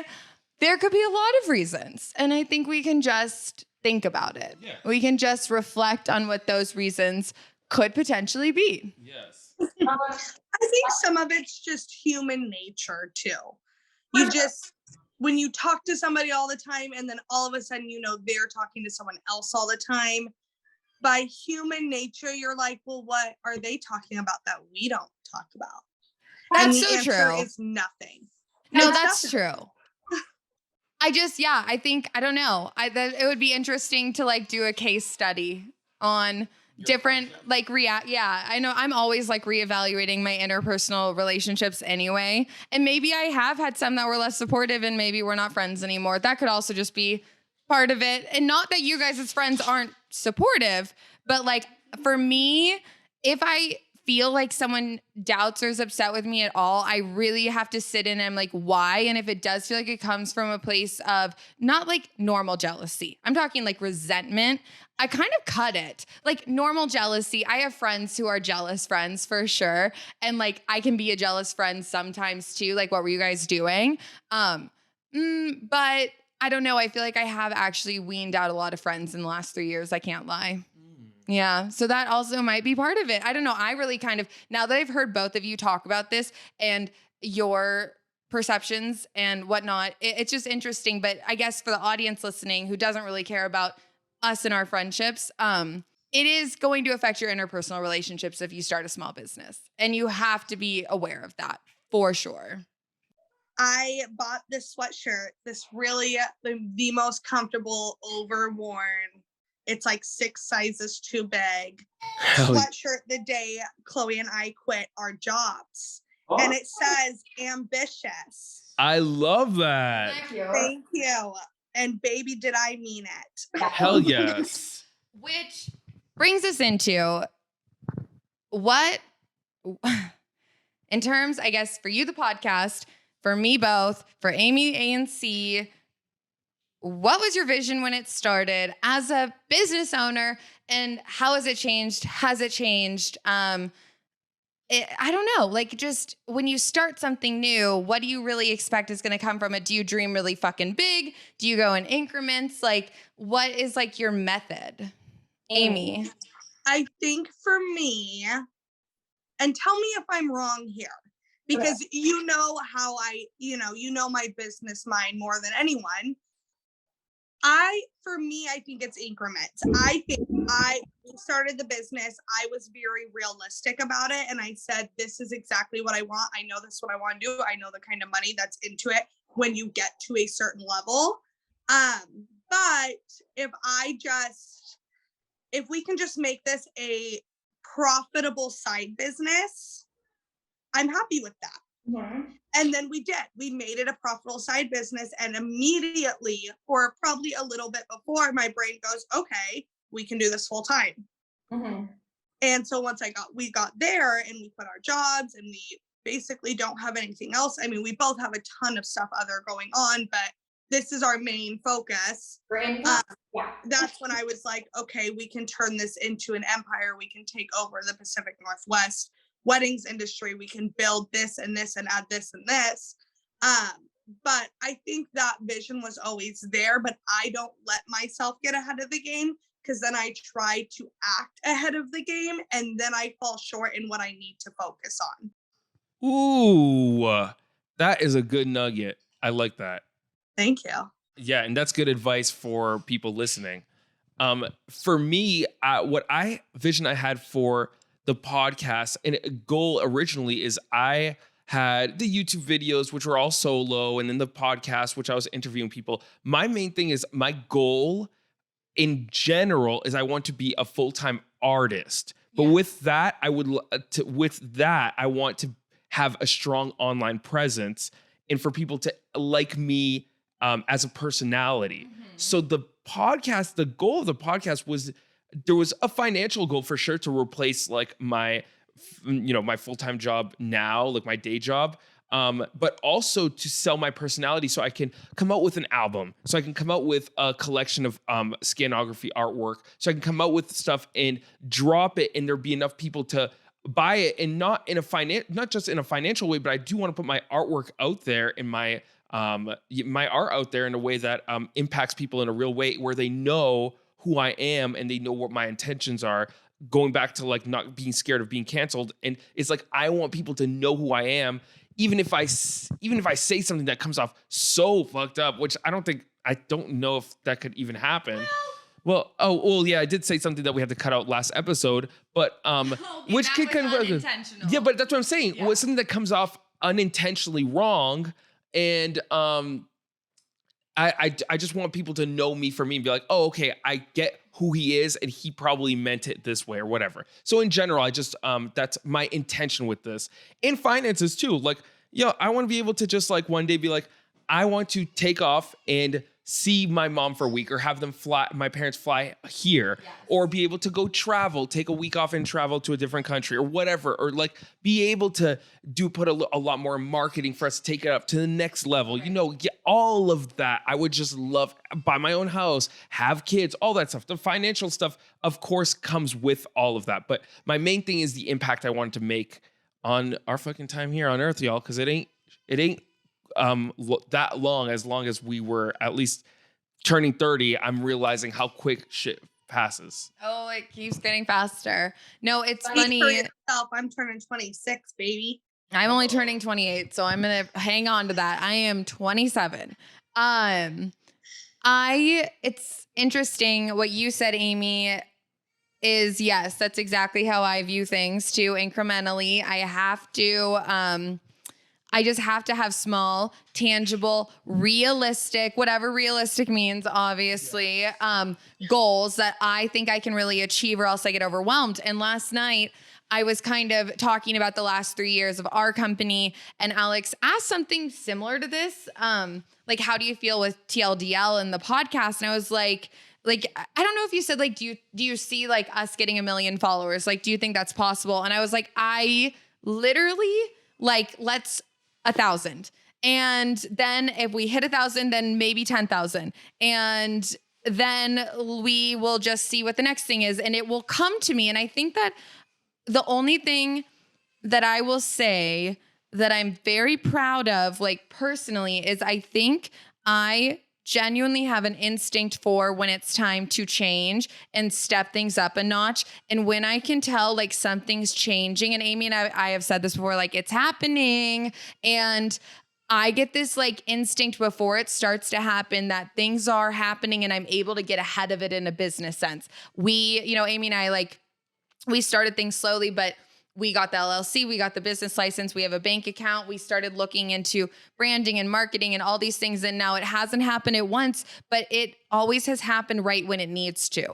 And so what I said to Alex last night is, I'm going to focus on 1,000 followers. And yes, obviously, I guess the overarching vision is, from the beginning, I wanted to be a full-time wedding planner. And if I'm going to have a podcast, obviously I want to be well known. From the beginning, yes, those two things are true. But the level, the success, the how are we going to get there, the what is the benefit going to be, that doesn't cross my mind until it's an appropriate time to do so, or else I get overwhelmed. Yeah. So my goal is not 1 million followers. It's 1,000 followers. But do I have faith that if we did everything right that we could do, and consistency and follow through, do I think we could get there? Yes, I have to have that faith, right? Yes. But that's not my goal right now. Yes, for sure. Same thing. And it's like, it is those incremental, just small goals. Like, well, let's try 500 followers first. Cause we just hit 100, which is great. Yeah. And that's amazing. But yeah, the small incremental goals is what's really gonna, it's the realistic way of doing it. Cause everybody can say, I want to be a billionaire, but what does it actually take to get to that point? I think I have a good business instinct. Yes. I am also a very strong believer in, I'm trying to think of what the phrase is, but I think it's like, it's something along the lines, the one that you follow is if you want to go fast, go fast, whatever. Mine, if you want to go fast, go alone. If you want to go far, go together. Yeah. Mine is as quick as you go up, you come down. So what I never wanted, or what maybe we thought we wanted at the time, was a million, 10,000 followers right off the bat on our planning account. I would be mortified, and I know you would too. Oh my God. At this point, if we launched and got 10,000 followers, because that was not the best version of us. And I'm sure even right now isn't the best version of us, but it is the best version of us up to this point. 100%. Our business and our clientele and our audience is growing at the same pace that we are. Yes. So no, I don't want the 10,000. I don't want to wake up tomorrow and have 15,000 followers. We would be so overwhelmed, and we probably wouldn't be giving the best version of ourselves. Whereas right now, although it's not where we want to be in 10 years, we're not us in 10 years either. If we woke up tomorrow and we had this business for 13 years and it was at the point we think it will be at that point, we won't be able to handle it. No, and that's so true. And I think it's obviously interesting too for people who are considering starting businesses. There's different types of businesses, right? Like Alex and I are just when I say followers, I literally mean listeners, followers.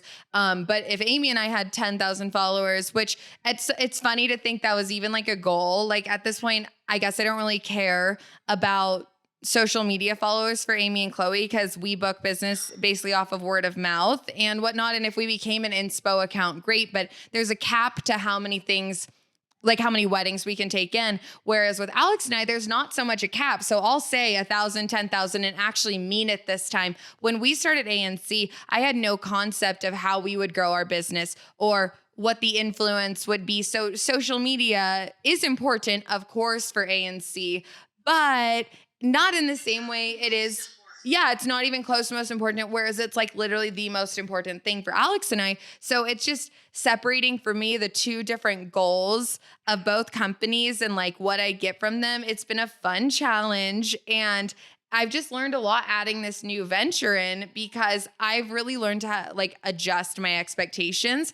And like Amy said, of course, when you start a new business, you want to be immediately successful.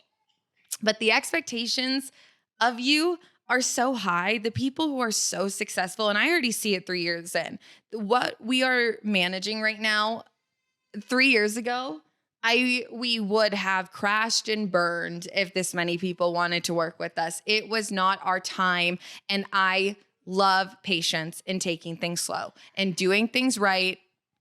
So much more important to me than overnight success, because you'll get there, but it's not overnight. No one's overnight. Even if it looks how'd you get there? Well, 3 motherfucking years of working 24/7 is how I've even gotten to this point, and we're not even in an overnight success yet. So it's oh my God. Totally. I think a cool way to think about it, and what I think about it in my head too, is I know, Chloe, you're not a Bachelor fan. Alex, I'm gonna assume you're not, but I know you're a reality TV star fan, Chloe. Yes, I am. You see all of these people our age, who probably aren't horrible people, probably aren't the most annoying person on earth, probably aren't all these things, and they sign up for a reality TV show. No shame on them. I'm all about it. Yeah. But they get all this fame. They get 1 million followers overnight, and all of a sudden who they are is under the spotlight entirely. My worst fear. Picked apart on the internet. Yeah. And that happens overnight. Yes, that kind of success is so mind-blowing to me. You need to have a PR team and marketing, but you don't really have the money to, because what are you actually getting paid for? And so for me, I like to slowly work and learn, and then add more value, charge more money, get ads on this podcast eventually. But for me, I guess the way I look at things is, as Amy said, incrementally. But like Alex said, the big dream is there. I'm not saying it's not there, but I just can't even let myself make that my goal yet. For me, and maybe I'm just I have a vision. Absolutely. Of course, we all have our visions, but what can I do to get to the next achievable step that will help me maybe reach that vision, but not be disappointed that I'm not there yet. I think those like managing your expectations and being willing to work hard, because let me tell you guys, like it doesn't stop. And we're not a Fortune 500 company. Like I think we may grow our company 60% this year, Amy, looking at numbers, which is incredible. It's a huge increase percentage wise. It's been insane. And I think we keep saying, and I think this is kind of another niche within this conversation, is we keep saying, I specifically keep saying, this is Penny behind me. I can see your beautiful cat. This is the worst pet I have. Oh, her face of horror. I don't know how much more I can take on. I don't know how much more I can take on. And I keep saying that. And I'm not saying it because I emotionally and physically feel that I can take it on. But there does come a point where all the other clients are sacrificing, because the time of the day doesn't exist for me to talk to all of them. Yeah. And we keep saying that, and then we keep on taking more, because I do just still feel like I'm like close to capacity, but I'm not there. But if I woke up tomorrow and I had 110 inquiries and they all wanted to do a consultation and they all booked, I wouldn't exist. I would simply. We don't have the employees yet. We only have so many employees and we only have so many people. So it takes money. It takes earning money. Like at first, you know, when Amy and I started our kind of company, and Alex and I too, obviously there's some investment costs, but like both of these are pretty low risk investments. So that's another thing to consider, like the amount of money you're putting into something. If you're spending less than $5,000, it's a low risk investment. Like it just is. You're not putting $100,000, you're not getting loans, anything like that. But there does come a point where you need more help. You need to be able to pay for that help, and then you need to adjust your prices. You need to make sure that you're able to give the services or the quality and the content. Like eventually Alex and I would obviously like a nice studio that we could have people in and like do these things that take money. Lights. So that have lights, that we can pay the light bill. But it's just, there's a lot of behind the scenes stuff with running a business, and we're not going to talk about it today. But the behind the scenes of the business, the taxes, the accountants, the business managers, the programs, the editing. Oh my God, this is not just like one person can't do this. I mean, that is my biggest piece of advice, is you gotta have a team. I think you have to. A trusting team is a game changer. I know for us, I split my day in half. I do half the day of stuff that I know needs to be done for the business, and I got to answer those emails and I got to call people back. And then the other half is, Chloe and I figure out what goes on our website next. How do we make this grow? How do we do this? And then the other half is talking to clients head on and putting designs together and cropping these things and editing these things. And I know it's the same for the podcast. And so if you are somebody who owns a business and you are the sole owner of it and you do all of it, more power to ya. I don't know how. I don't get it. I don't want to do it. Yeah, for sure. I don't want to do it. Nope. Yeah. Behind the scenes is definitely a fucking lot. And I tried to do the solo thing for a while, and I did, but it just doesn't get you very far, especially for me. Till today, I still have a day job. So it just is a lot, which also is kind of, I would like to say that there are people that don't want to build an empire. Yeah. That's a reality. Yes. And that's okay. Most people don't want to do what we're doing. Yes. That's okay. Because for me, like, I do this, and then I also do help with the technical side of things. Yes. And then I also go to networking events in San Diego. Mm-hmm. And then I also have a day job. And then so there's art. I do my own art, and I have to promote my own. It's so much shit and so much learning behind the scenes. And with a vision and the small incremental steps and collaborating and all this stuff, it's not for fucking everyone. No. Some people want the peace of just going to their job and then coming home, being with their family, and not having all the extra stuff, watching 4 or 5 hours of TV a day, or like hanging out or doing, which is nothing wrong with it. Oh no. But nothing wrong with that. But but I did want to mention, like, it is all right. Like, this is not a mindset for everyone. I feel like some people are really resentful of like hustle culture or whatever, people that want to be on it all the time. And it's not for everyone. There's a reason why not everyone's a CEO. Not everyone is, and it doesn't mean anyone's better or worse. I just wanted to, I guess, say that to people. Cause I saw on LinkedIn, some girl that put a whole post saying like, yo, I work a 9 to 5 and I do it so I can have time with my family, so I can do these things, and it gives me the opportunity to do this. Like, gives me the stability that I want, or whatever. Yeah. We live a very unstable life. Yeah.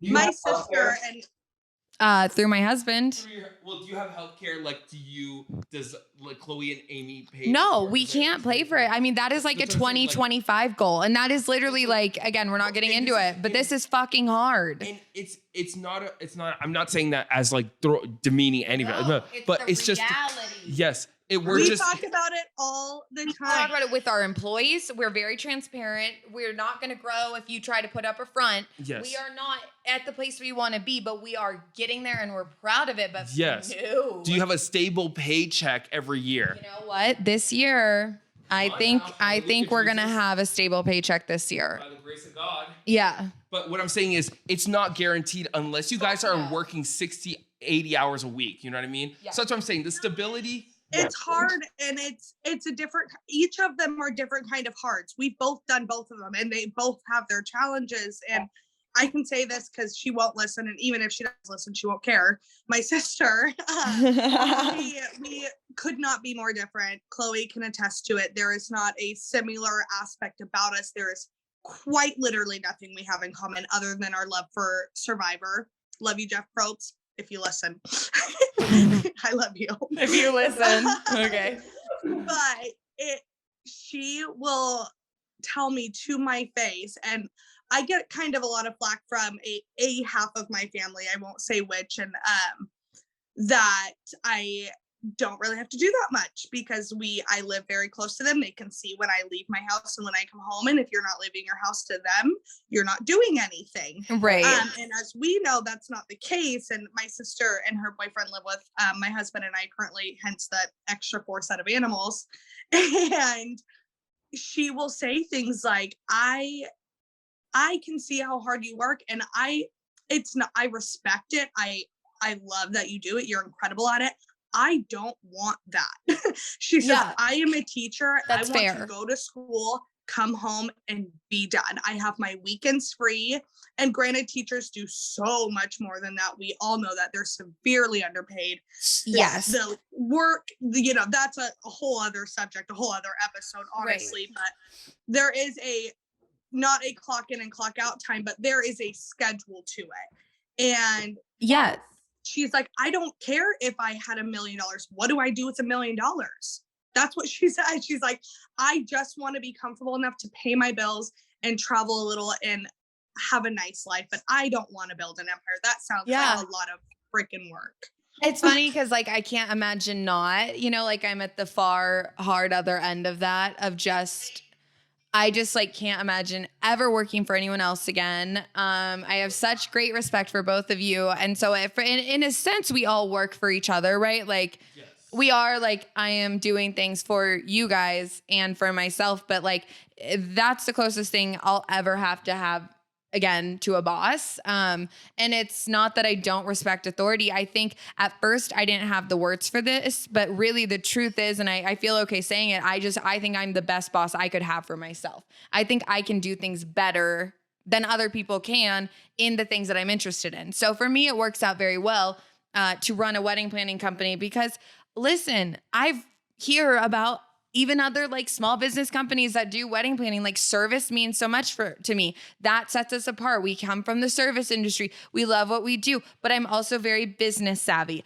I really believe in that in myself. And I trust both the visions of my business partners, and the onus I feel is very heavily on me sometimes to make it come to life. And like, I'm so proud that like, what the fuck we've done it, but it is literally like, I woke up 3 years later and it's like, oh my God, like I have a business, it starts as a hobby and then you take it a little more seriously. And it's like, well, we could quit our other jobs. Let's do this full time. And now I'm like, oh, my God, I run a company and starting on a second one, but you guys, I could literally never do anything but this. I just cannot imagine not doing this. But the sacrifice that it takes, like it takes a toll. Like I'm a mom, I'm married, I own a house that needs to be remodeled. Now I have 2 businesses. Don't know who decided that for me. I did. It's really hard. Like I have to sacrifice things to give the audience or my clients what I think they deserve and what they do deserve. But the reward for the sacrifice is worth it. Like I don't get to spend uninterrupted time with my baby. I think people think I stay at home with my son. And so like, I'm a stay-at-home mom. I'm not. Like I am not a stay-at-home mom. I am a working parent who gets the privilege of having her child near me while I work. And that's something so many people don't have. And I don't take it for granted, but sometimes I would like to say to other like parents, it's like, you get to go to work and have a full-time job and be a parent. Yes, I have to do both right here in this house. I have to parent, I have to be a wife, I have to be a homemaker, and I have to run 2 businesses. And those are all things that I don't have to do, but it is a lot of pressure. So just know that like you have to make sacrifices. I am not a stay-at-home mom. I'm not, this is hard. It's a lot. Totally. And we put it on we do it to ourselves. Yeah, for sure. Totally. 100%. And you guys are like full-time doing your thing. We're gonna get there. What? We'll get there. Oh, well, I mean, yes. I mean, you guys are full-time doing Chloe and Amy. I know, but you and are for not me, far behind. totally.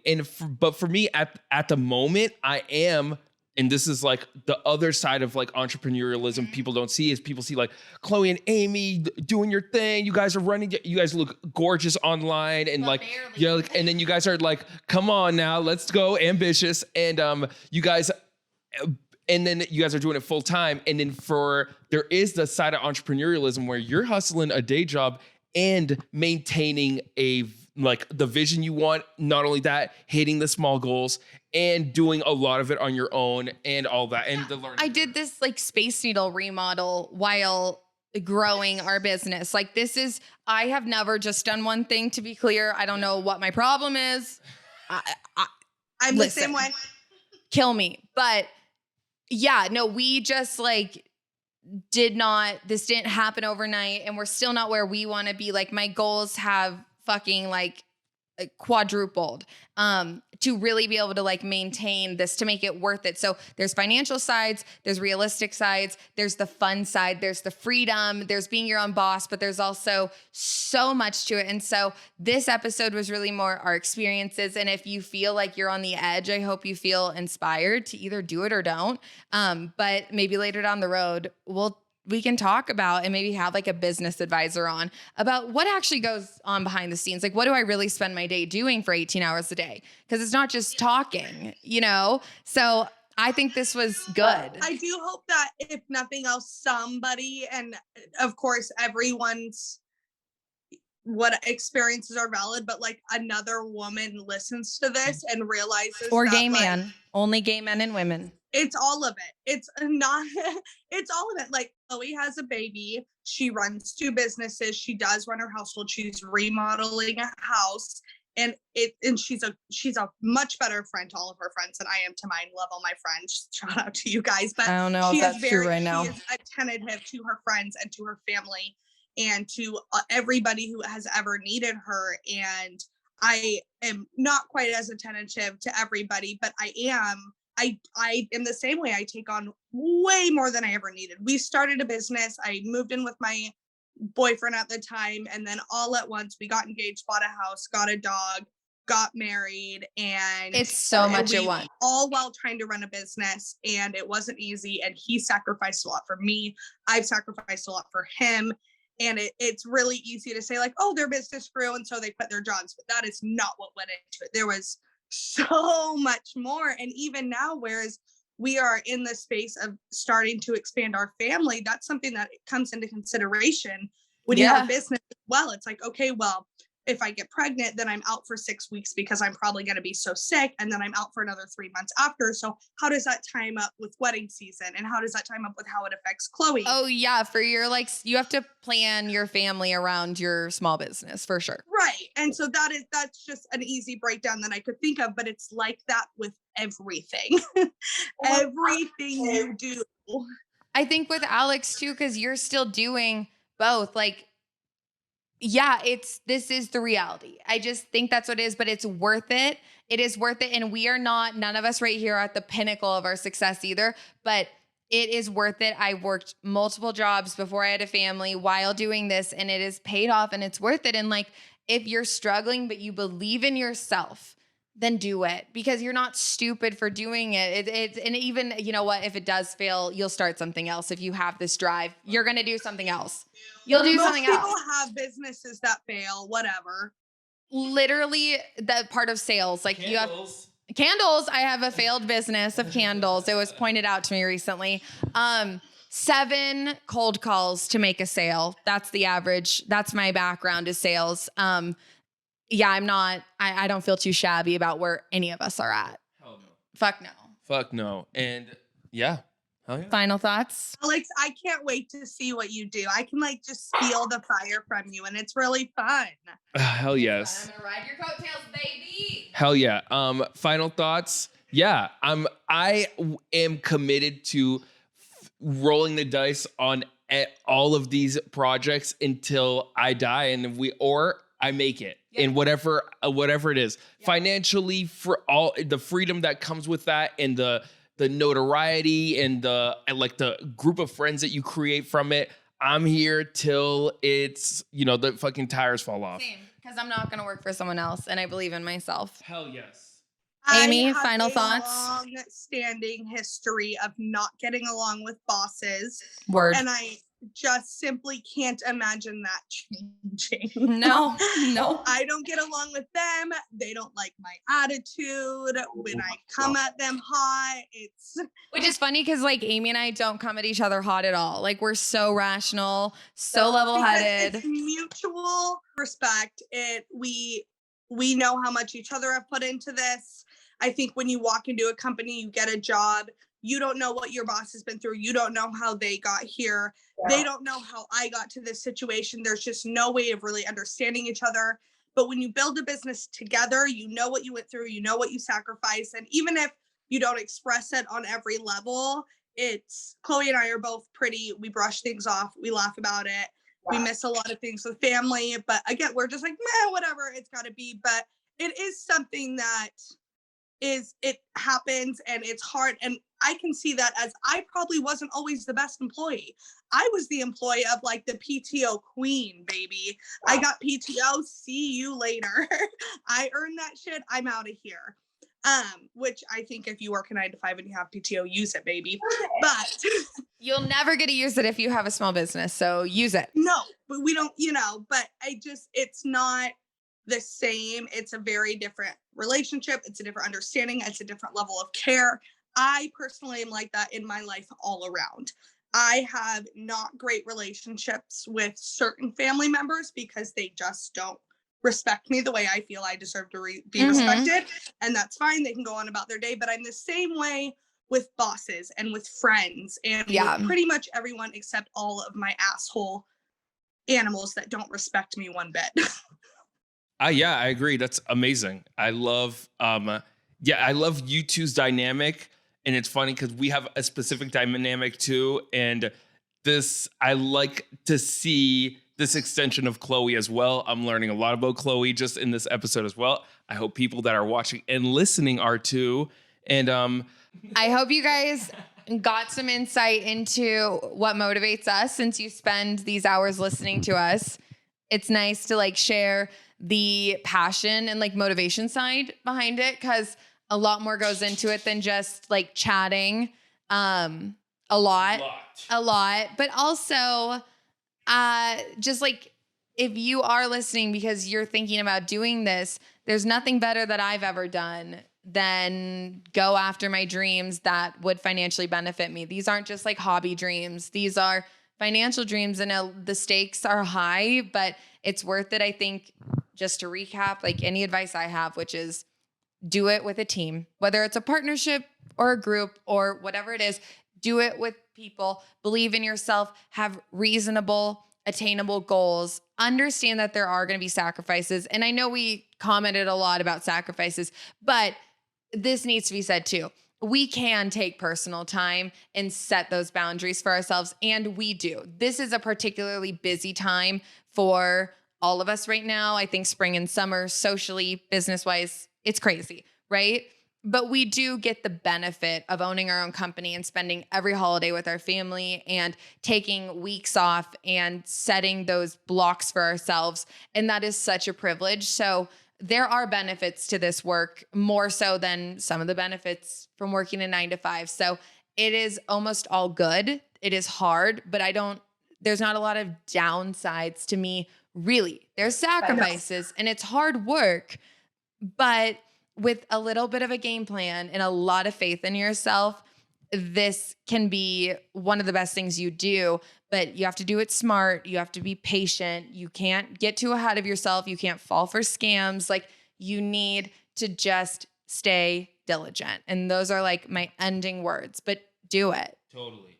And don't fall for an MLM. Yeah, we'll get there. We'll get there. We'll do it. And then last thing, this is a great example here. Whether it's event planning, wedding planning, or podcasting, business, just find something that you are passionate about.